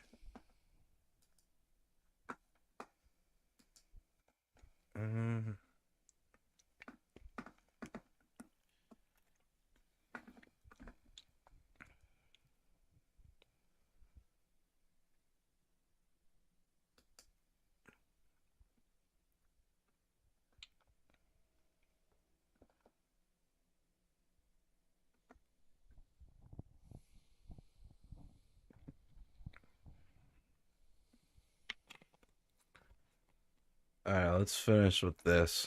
I'm gonna speed it up though. All right. Holy fuck, dude. My head is pounding. 10 WWE wrestlers that were fired right after a match. Number 10, Bob Orton. A WWE should always take. What do you think? You like it like this? Yeah, it Sounds makes like it they're as funnier. fucked up as me, right? It's like today, everybody, we're All right, fuck going it. to have This is how we're ending the match. show. Cause I'm fucking super stoned to the point where my head is pounding, dude. So this is how Yeah, we're I gotta ending the rest show. too, man. Like I said, I was under the weather, so I gotta rest. We end the show like this. This guy's all fucked up. I'm fucked up. You're fucked up. Here we go, folks. Woo! Ending the show all fucked up. We smoked and drank way too much. Take the safety Bob of their Orton. talent seriously. And in late 2005, the welfare of talent came into question, and it even led to one individual being released from the company. The iconic feud between The Undertaker and Randy Orton would come to an end at Armageddon 2005, and the two would settle their score inside Hell in a Cell. He and sounds due to drunk. This being a ruthless sounds aggression drunk cell or high a little match, bit. there was definitely bloodshed. Cowboy It was definitely bloodshed. Fuck, man. Man, but I wish there was somewhere to go watch all this shit, you know? Bring back the fucking WWE network, Vince. You don't gotta make 100 shows about the divas and everything. Just put your catalog up there. Yeah, but it's annoying though because now like WWE doesn't even give a shit about like what was the point of killing the DVD/Blu-ray business, and not only that, but like getting rid of the network itself. Like I remember there used to be WWE 24/7 or WWE 365 on demand, and they used to have wrestling stuff on there. Now it's gone. That's technically lost media. You can't even find that shit no more. For the fans that were lucky to rip it off of DVRing it, like a TiVo or something, good on you guys for recording it. Dude, I should have thought But a lot of about that shit's gone. Yeah, a lot of that shit's gone because a lot of people didn't record it because they didn't expect WWE to get rid of it, and they did. Dude, they had full episodes of Monday Night Raw and SmackDown and like pay-per-views and shit. And you can't find that now. Alright, so apparently this is one of the matches that got somebody instantly fired, but it's between Undertaker and Randy Orton. So what the fuck? No, Who no, it was got because instantly of Bob fired? Orton. It was Bob Orton that got fired because he had Oh, hepatitis what the since fuck? he was a kid, Oh, and he really? didn't tell WWE that he had hepatitis. And when Undertaker found out about this, he was pissed. He was very livid. He wanted to kill shit. Bob Orton, so he Holy got fuck. fired. That's why that feud between Undertaker and Randy Orton ended so abruptly, because Bob Orton fucked it up for both of them. Oh, because Taker was getting Randy's dad bloody. Yeah, he was getting him bloody. He was getting Randy Orton bloody. He was bleeding himself. Oh shit. Dude, imagine him getting hepatitis. Well, he didn't get from fired that. till he didn't really get fired. Got fired as like part of the like yeah, you know what I mean. Bob Orton, who had returned to WWE television Oh fuck. Come on, internet, in the go. prior months, played a big part in the match, and he was even busted wide open. Unfortunately, this is where the problem began, as Orton was positive for Hep C, and he had it since he was a teenager. It was reported that he simply forgot to inform WWE officials. However, it was claimed that the negligence lied squarely on John Laurinaitis, as he was fully aware. Quite rightly, the dead man was furious, and even though he Fully ended aware. up testing negative for Hep C, it was still extremely dangerous, and the situation should have never surfaced. Orton would be released in the months following the pay-per-view match, and it's firmly believed that any plans to make his son world champion again were completely scrapped. But wait, did Randy become world champion after this event? He did, but like A bunch of it was times like or no? no. But I think what happened was I think it took Randy to be a world champion like probably in 2008. So that wasn't correct. It took him a little bit longer. It took him like 3 or 4 years until he could get a world title. But I remember when Randy Orton became WWE champion. Remember, he was awarded the title by Vince because of Mr. Kennedy injuring John Cena. Yeah. And that was a complete accident, but you know, Yeah, it that's was how Randy who WWE didn't take is. the bump the right way. But He also didn't. I looked at it a Even bunch more Stevie times Richards though, said but that. yeah, but also I looked at it a bunch more times though, and there is something weird that happens. For some reason Mr. Kennedy does twist, but I can't tell if he's twisting because Randy pushes him like off of him as soon as he hits the canvas the wrong way. But he definitely Yeah, but twists, like he twists this way for some reason. So I even think even Stevie Kennedy Richards said fucked up that. too. Yeah, even Stevie Richards said that Randy Orton was the one who fucked up the move. Yeah, I think Randy went one way and Mr. Kennedy was supposed to go the same way, but Randy went the other way. Because if you watch it again, Kennedy goes this way for some reason.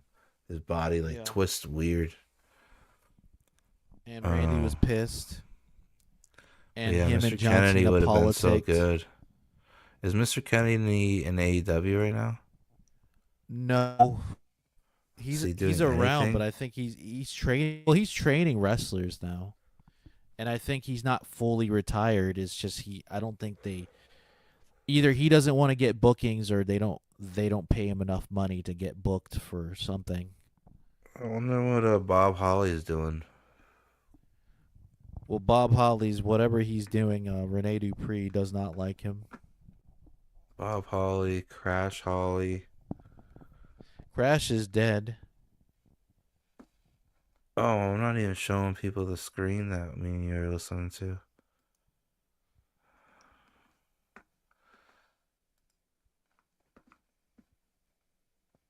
Wait, you said Crash is dead? Rest in peace, Yeah, Crash. Crash Holly died in 2003. Yeah. Holy shit. From what? Overdose or suicide. Nobody knows exactly what it is.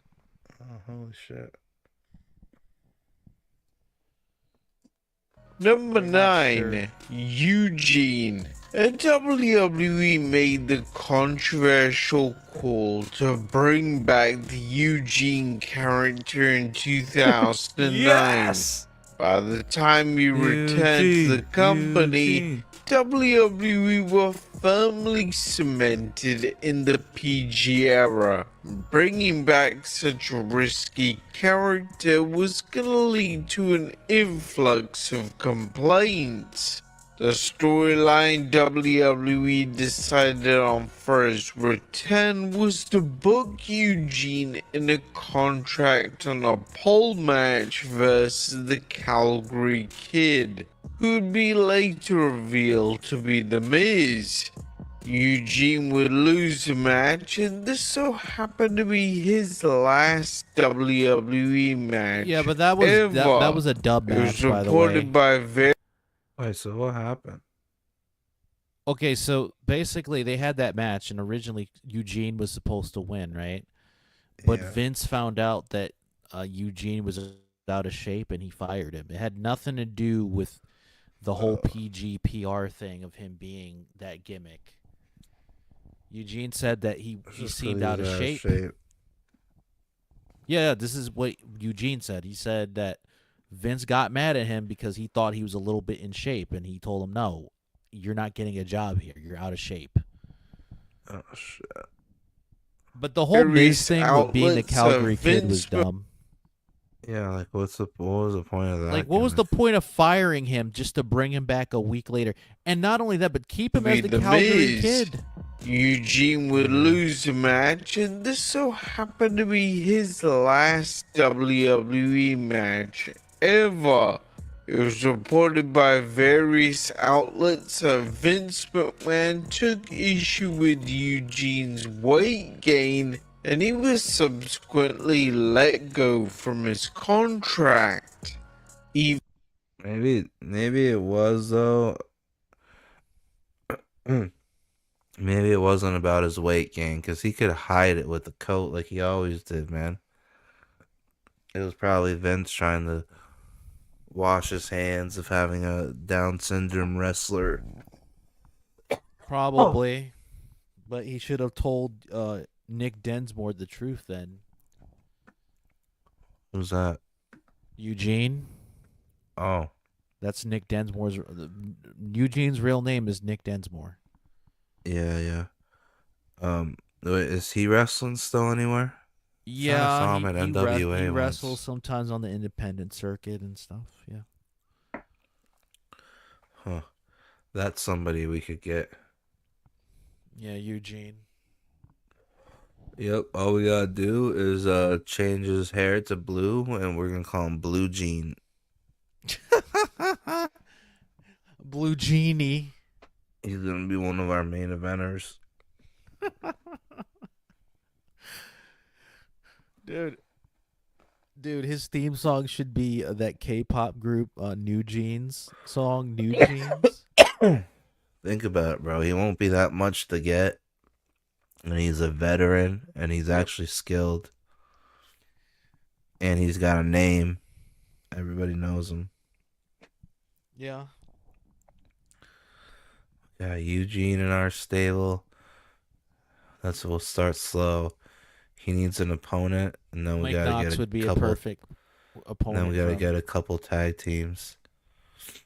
Who the hell is Mike Knox? One of the guys. The guy from that was NWA? Kelly Kelly's boyfriend in ECW. The bearded dude. Is he still alive? Yes. Is he gonna be super old? I think he's like in his 40s, but we could. As long as he doesn't do a lot of matches, he'll be fine. Where does he wrestle? Does he wrestle in NWA? NWA, yeah. Oh, so I've probably already seen him. Yeah. Yeah, I guess.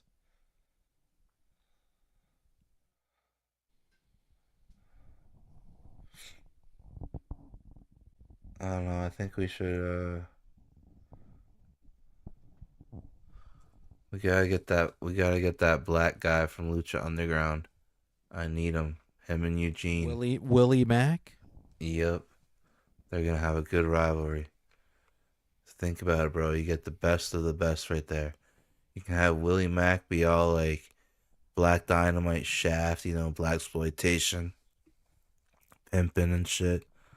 Dude, And there then was you a have cool And then you wrestler. have Eugene, who's like the retarded guy from the 80s. Oh God, no.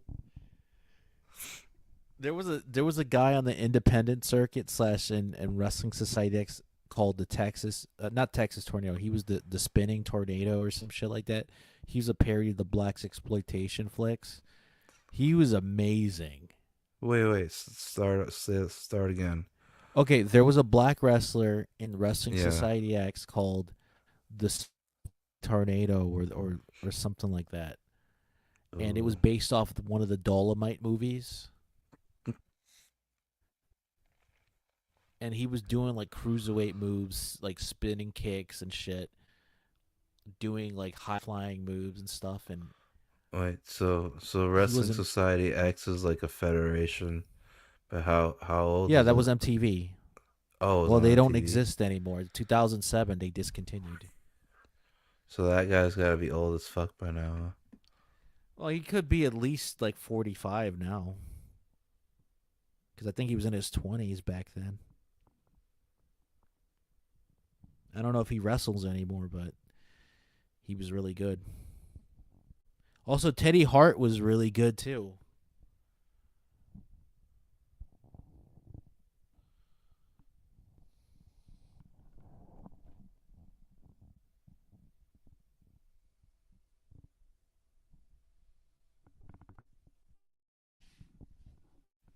I really, really like Shelton Benjamin too. But I know he's old. He's old now, but he's still the bomb. Oh, Mr. Kennedy. Oh, they're gonna talk about it right there. What got him fired?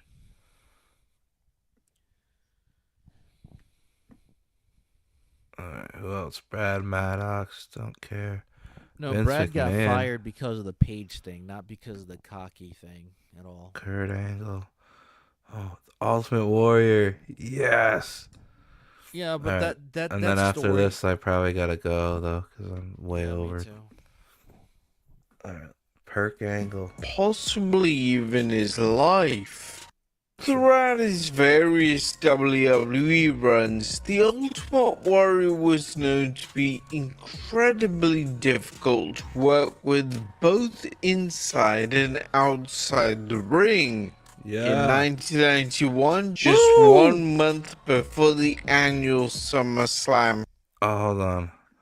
I'm gonna put it on normal speed just in case they play any Ultimate Warrior promos. Just thought about it. Show, Warrior would write a letter directly to Vince McMahon threatening to no-show the event unless he was paid over $500,000. Holy But this shit. put McMahon in a tough spot as Warrior had already been heavily marketed for the show, and if he was pulled from the show, it would no doubt damage the upcoming buy rate. McMahon had no choice but to follow through with the payment, and it would be McMahon who got the last laugh, as following the SummerSlam pay-per-view, Warrior would be fired on the spot in an official letter. Yeah, Vince is like, you can't fucking do that to me, you dickhead. What the fuck? Yeah, but there's been Vince also said that Warrior pulled Warrior a gun basically out on him. robbed him, huh? He said that Warrior pulled a gun out on him. I don't believe that story. Oh, really? Because Vince would have pressed charges on him if he fucking did that. He did that with Nails. No. Vince wouldn't do that. There's been stories of wrestlers where Vince is like, called them for like a meeting or something, and they say when they walk in, they feel like they were getting like set up to be shot. Everybody was scared to meet with Vince. Yeah, right. Like Vince Except is for gonna Titus scare me. O'Neil. No, Titus O'Neil, he was a former football player. He didn't give a shit about Vince. And New Jack. The dumbest thing about Vince, not Vince, what Titus did, remember when he tried to pull Stephanie? Like, why would he think that's a smart idea to do that? That's the boss of the company. Why would you think that? Hey, I'm gonna pull him aside so Stephanie can walk first. That's your boss, dude. You don't do that. McMahon had no choice but to follow through with the payment, and it would be McMahon who got the last laugh, as following the SummerSlam pay-per-view, Warrior would be fired on the spot. In an official letter addressed to the Warrior, McMahon would state, "You threatened to stay at home, thereby not appearing at Titan's major summer pay-per-view event, SummerSlam. I had no choice but to accede to your exorbitant demands. This was a serious mistake on your part. A wrestler making demands of this nature is rare, but it's happened from time to time in pro wrestling, and the other most..." Did Ultimate Warrior ever come back after SummerSlam? He did. He came back a few times. He came back, I think, briefly, like 6 months or a year later. I think he wrestled Macho Man. Remember the retirement match? Yeah. So like Oh, yeah, 93, 94, he was there, and then in 96 he came back to wrestle Triple H, and then he never came back to wrestle in WWE ever again. Who the fuck is Brian Clark? Is that Buff Bagwell? No, Brian Clark was what's his name? Crush. He was Crush in WWF. Oh, he was Crush? Yeah, he was the Wait, third guy. Was Crush ever Adam Bomb? Oh no, I meant Adam Bomb. Sorry, Clark and no. Actually, you're right. I think they're both gimmicks. The Atom Bomb and Crush. I think they were the same gimmick. Notable incidents took place in 1999 with Jeff Jarrett. Number 4, Brian Clark. WWE had high expectations for the Chronic duo, and they were given the opportunity of a lifetime at the 2001 Unforgiven pay-per-view. The team, which consisted of Brian Clark and Brian Adams, was to face The Undertaker and Kane, and if this match went well, then there was no doubt that both men would be cemented in the tag division for many years to come. Ultimately, the match was a total and utter failure. The match exposed both members of Chronic for not being at the level of fellow WWE stars, and it was obvious from his face that The Undertaker was utterly ashamed of the quality of the match. After the match, WWE made the executive call to send both men for more training, but when Clark refused, he was released from his WWE contract. WWE taking this type of action following a match isn't common, but they needed to act. The match was truly atrocious, and they needed to make a point that subpar in-ring work in 2001 just wasn't going to cut it. Number 3, Buff Bagwell. Because there's been disputes, even Stevie Richards claimed that Undertaker was also not in shape himself, that him or Kane were injured, and that all of them weren't in shape to have a match. And I wouldn't be surprised, because you got to remember, Undertaker, back then especially, he didn't work as hard as he did, especially since he didn't want to get injured. So when because I'm remembering both their solo runs now, Adam Bomb and Crush, because that's who those guys were right there. Yeah, Adam Bomb. They were both WWF. Yeah, I confused them. One of them was Crush and one of them was Adam Bomb. Yeah, both of them were Brian. Crush didn't really have too good of a moveset, He was kind of like a big man, big boot. But Adam Bomb, he had a couple suplexes in his moveset and shit like that. So I'm surprised that how did they manage to have a bad match with Kane and Undertaker? I think Undertaker, Kane was injured, and they wanted to shift the blame to them. And wasn't Kane and Undertaker way after Crush and Adam Bomb had their solo runs? So how could they have that bad of a match? Ring rust. I don't know, maybe? dude. I think they were injured, man. To be honest with you, I think they were hurt. Who, Kane and Taker? Yes. And they blamed it on Crush and Adams. Crush and Adam Bomb, because they didn't want to look bad in front of Vince and the other boys in the back, so they blamed them. All right, so we need to know the date of that pay-per-view, and then when was the next most recent pay-per-view, and see if Kane or Undertaker were on that card, or like the next live taping of Raw, or are they on the show? Then we'd know if they were really injured or not. Yeah, we have to watch their matches before the pay-per-view and then during and after. we would have to do that.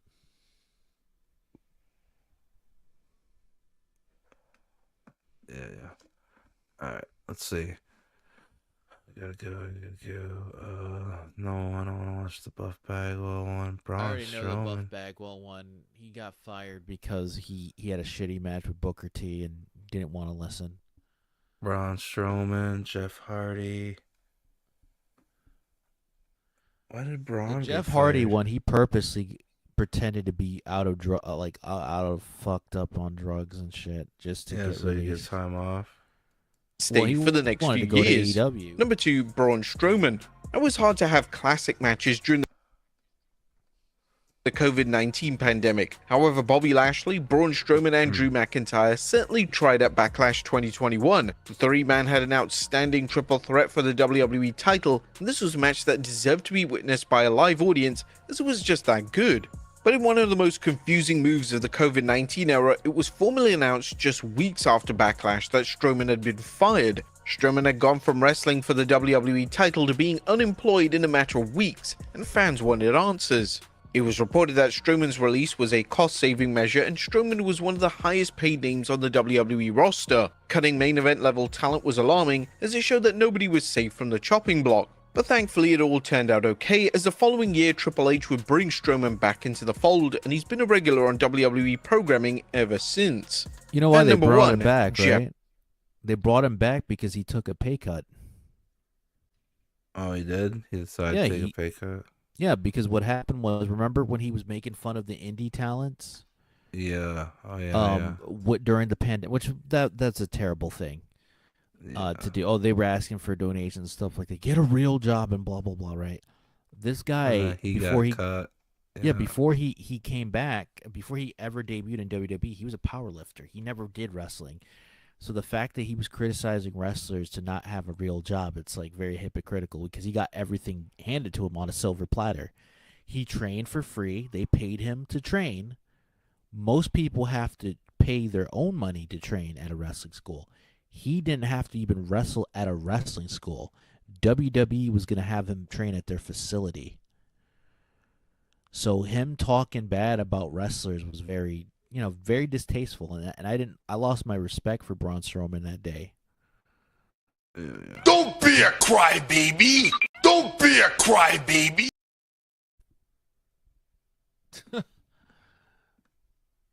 That's what Braun was doing, crying. Yeah, Braun Strowman was like, he tried to get work outside of WWE and he couldn't. Outside of EC3's like reality of wrestling, he didn't get work, and I think he tried to do ROH and that didn't work out either. So what he had to do was take a pay cut from WWE in order to come back.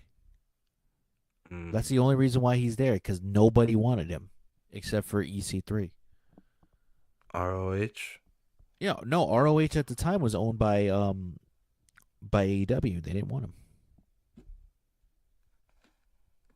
That's crazy. Okay, hold Yeah, on. like he tried out, but it didn't work out because the guys in the back told him fuck off. All right, let's watch the crazy Jeff Hardy one. Jeff Hardy. There was a collective shock in 2021 on social media when WWE announced that Jeff Hardy had been released. It turned out that the former WWE champion had walked away from a match at a live event as Hardy was teaming with Drew McIntyre and Xavier Woods against the Bloodline, and after this, WWE requested that Hardy attend a rehab facility, and when Hardy declined, he was let go from his contract. According to Dave Meltzer from the Wrestling Observer, WWE felt that they had no choice but to release him. Given his track record, there was really no other decision WWE could make. They had to request him going to rehab between his track record and him being impaired in a main event match. When he refused the request, there was no choice but to let him go. WWE did this with full knowledge that there was at least a chance Hardy would be signed by AEW and likely be a major star there, but once Hardy refused to go to rehab, WWE's hands were tied. Now, according to Hardy himself, during an interview with Chris Van Vliet, it was around this time his drinking was getting out of control. When I left WWE in 2021, my dad had been real sick. 2017, right after we went back to WWE at Mania, that was probably around the time he felt good for the last time before he slipped back into this dark depression. But yeah, I'd been taking care of him, and it was just bad to where he didn't want to be here. He was ready to go. Our mom died at a young age. I was 10 when she passed away. So I've always told myself when he needs me, I'm going to take care of him. I just did everything I could to get him excited about life and all that stuff. So that's definitely when my drinking got carried away during those times that I never really talked about. Jeff Hardy would go on to have runs in AEW and then TNA, and although the door isn't closed on a WWE comeback, it's likely that the relationship needs significant work following the 2021 incident. But there you have it, folks. 10 WWE wrestlers that were fired after a match. Be sure to leave your comments down below. I heard the rumor mill was that he purposely did that just to get out of his contract. His brother was telling him, come over here to AEW, and he pretended to be fucked up from alcohol or drugs just to get out of his contract. Yeah, now they want both the Hardys back currently, actually. Yeah, because they need, Which I don't get. guys. Why do they want to do a tag team run? Probably to boost up the division of the Warriors. Well, just to put over the younger guys, probably. Yeah. Because they don't have any good. Matt's gonna get hurt though. I think he should be done. You know.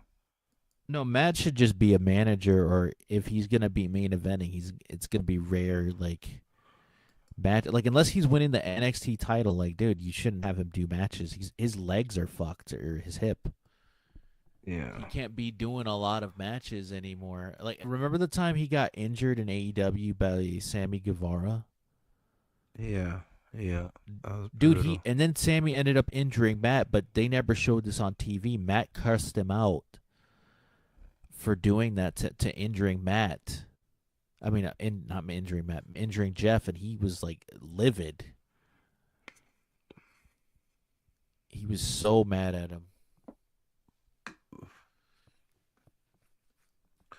Do you recognize the Melty snowman sex pest? Yeah, as right. Oh, so you guessed correctly. Good job. You know, it's interesting, right? Yes, black man wearing Pantera shirts. Interesting. I didn't realize that Az was 50 years old. No, I'm serious, because he doesn't act like his age sometimes, right? He kind of just think he's immortal because he looks like one of the actors from the movie Coneheads, you know? He's got like that alien life form look to him. I'm going to be honest with you. He might not have the same skeletal system that we have, you know? He's kind of blobby. I think the only reason why he came out to say he was 50 years old was because Gary probably told him to do that. You know, Nerdrotic. Why would he? What kind of order is that? Because Nerdrotic's in his 50s. You gotta let these guys know how old you are. It's no fair. I'm not the only old guy. Yeah, because I think Nerdrotic told him, "Hey, dude, they know I'm in my 50s, so you shouldn't be like subconscious about your age." A whole new world. That's what Nerdrotic did. He killed you as. Even Jeremy is like old. I thought he was as young. Like I thought he was in his 30s. Now he's probably like almost 50. Birthdays. Are like ground level. You got to see it all start, and it's not one of those like with some of the companies that we fell in love or fall in love with as far as their properties, where you know by the time we were born they were already 40 years old. You know what I mean? Yeah. You know, it's not one of those situations. You get to see it grow, and I can imagine it's a really, really cool thing. So hey, big shout out to the Nooner shout out. We know y'all always come over here, so big shout out to the Nooner. Shout out Gary. Hello to the Nooners. He's referencing but Chris yeah, I Gore mean, like I want to go into it more. I can't go into it more at the moment in time. But yeah, absolute bang about the Oscars. So congratulations to the Oscars. Big shout out to them. Another wonderful story. Doozy. Yeah, I love that. It's same with Alpha Core. I couldn't put down, you know, Alpha Core when I was reading that. It's just like smash. Bullshit. Smash that out. Yaira's just like smash. You know, I really enjoyed Isom too, even though I never read it. Yeah, apparently, yeah. So I really did enjoy Isom too. I thought, you know, like I said to you, there's a monumental leap from the first one to the second one, and so that was just so a monumental leap from the first one to the second one. This Yeah, is he didn't ball read. washing. He didn't read it. Like, why would you say that? Just say you like it and just move Ball on. washing at the highest levels. But this is good. Eric needs ads in his audience to sell his books. So it's kind of how the gig works. But yeah, I don't know what I'm Yeah, but doing. like, here's the thing. Like, I don't know why he doesn't promote his stuff to Chris Gore. Chris Gore at least was on G4. You know. Well, don't you know? Eric's a businessman. He's been on Fox News. You know, he's kind of a big deal. Everybody's been on Fox News. Real quick. If you know the right people in the entertainment industry, Fox News isn't hard to get on. Oh yeah. Like JBL was on Fox News. Tyrus was on Fox News. Get me on Fox News. As long as you meet the right people. I'm not saying like it's the easiest thing in the world to get on Fox News. But as long as you know a somebody. guy. I know a guy. His name is Beetle, spelled backwards.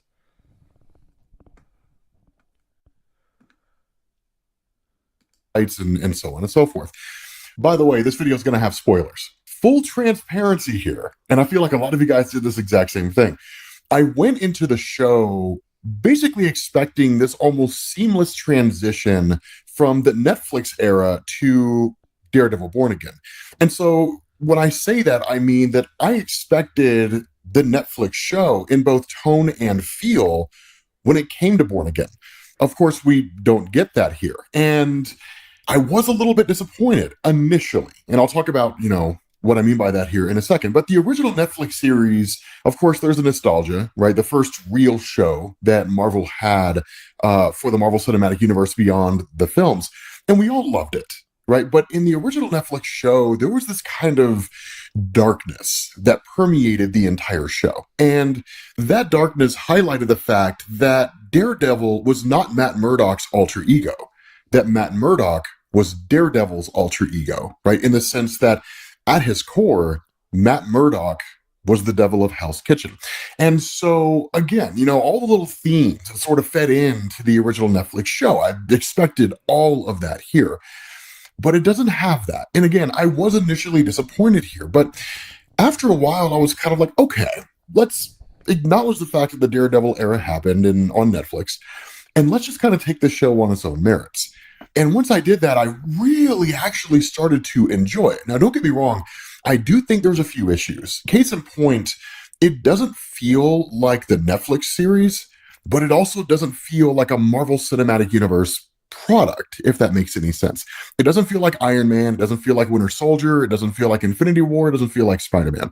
It almost kind of feels like it doesn't quite know what it is, right? What's the tone and the mood of the show supposed to be?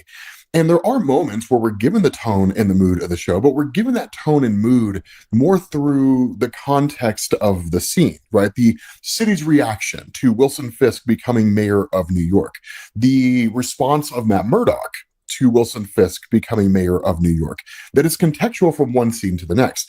But there doesn't really seem to be an overarching theme or mood for the show. It's just a series of sequences that feature Matt and a series of sequences that feature Wilson Fisk and all the other members of the supporting cast. That being said, we're only 2 episodes in, so I think it's really too early to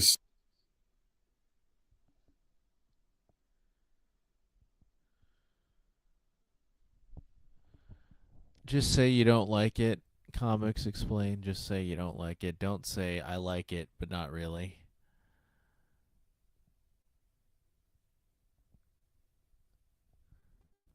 You could tell that he's probably getting paid by Disney to say nothing negative.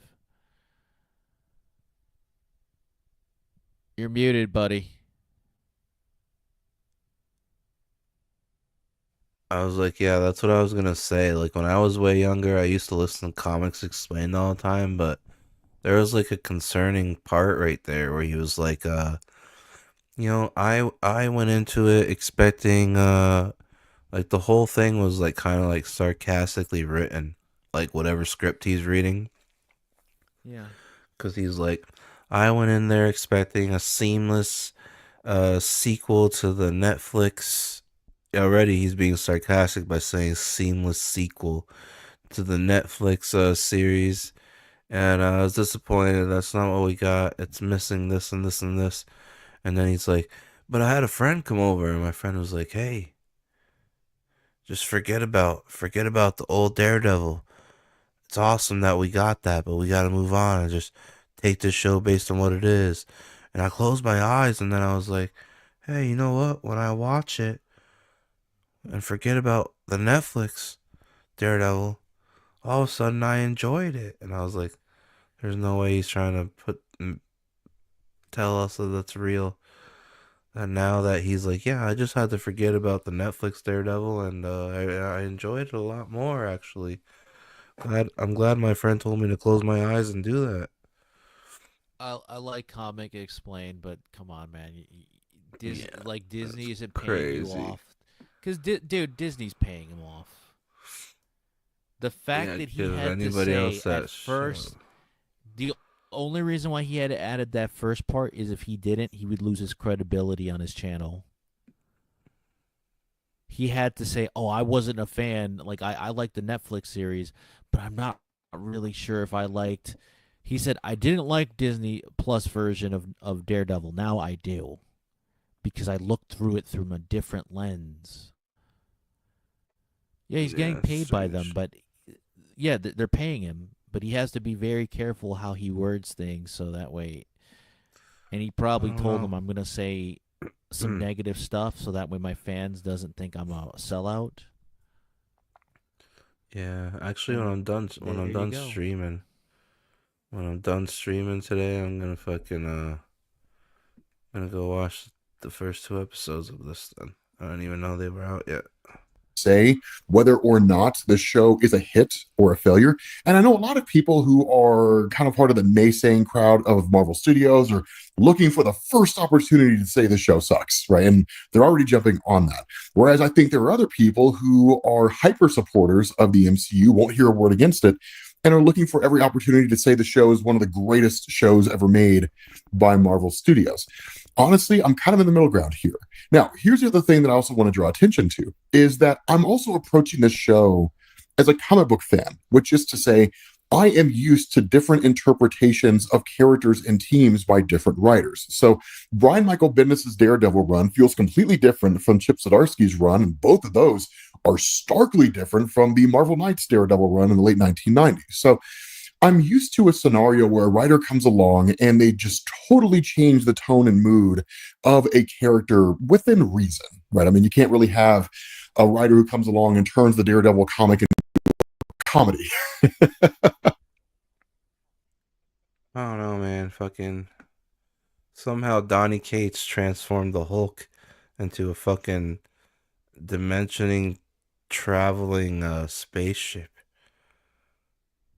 Like the Hulk. Yeah, I'm gonna be honest with you. I don't agree. The Hulk was the spaceship, man. He was being controlled by like a little person in Hulk- his head. They made a You know Hulk what I'm into a saying? comedy act in the movies too, which was But stupid. they got stuff. Like when he was teaming up with Thor in the what was it? What was it? For not Love and Thunder, the other one, the one before it. What was it? Was it Ragnarok or Avengers. Ragnarok or something like that?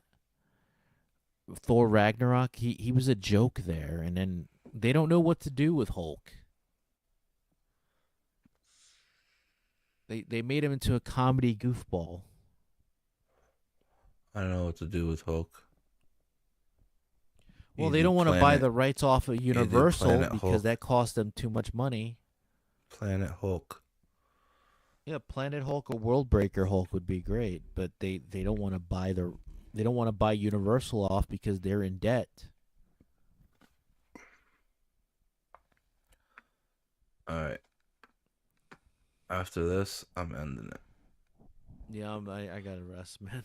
That just wouldn't really make any sense. But for him to not be as dark and brutal as we're used to, or for him to be more extreme than we're traditionally used to. So again, I think that might be one of the things that's also influencing my perception of the show in relation to the original Daredevil series on Netflix. Having said that, let's talk about the things that I love about this. Number one, I love the whole element of Devil's Reign. It's one of the coolest things. And I will say this, Devil's Reign was one of the coolest stories that Marvel had done in years up to that point.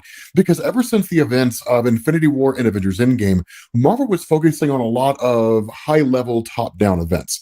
But Marvel wasn't really focusing on a lot of smaller, localized crossover events, which is to say, here's an event that takes place in the city of... All right, I can't anymore. Stop.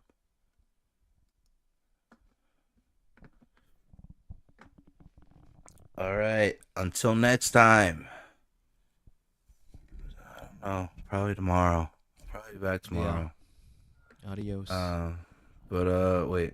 Is there any wrestling on today or tomorrow? Tomorrow's SmackDown, I don't know, right? man. Maybe AEW's on, because I used to think AEW and NXT were on the same night, but I think they switched it. And tomorrow's SmackDown, right? Oh yeah, you're right. Yeah, SmackDown's on Fridays. Yeah, Friday. Or is it Tuesdays? No, SmackDown's Friday. So it's on Tuesdays then. NXT. Oh yeah. See on CW. Yeah. All right, let me play a buffer so we can go ahead and get up out of here.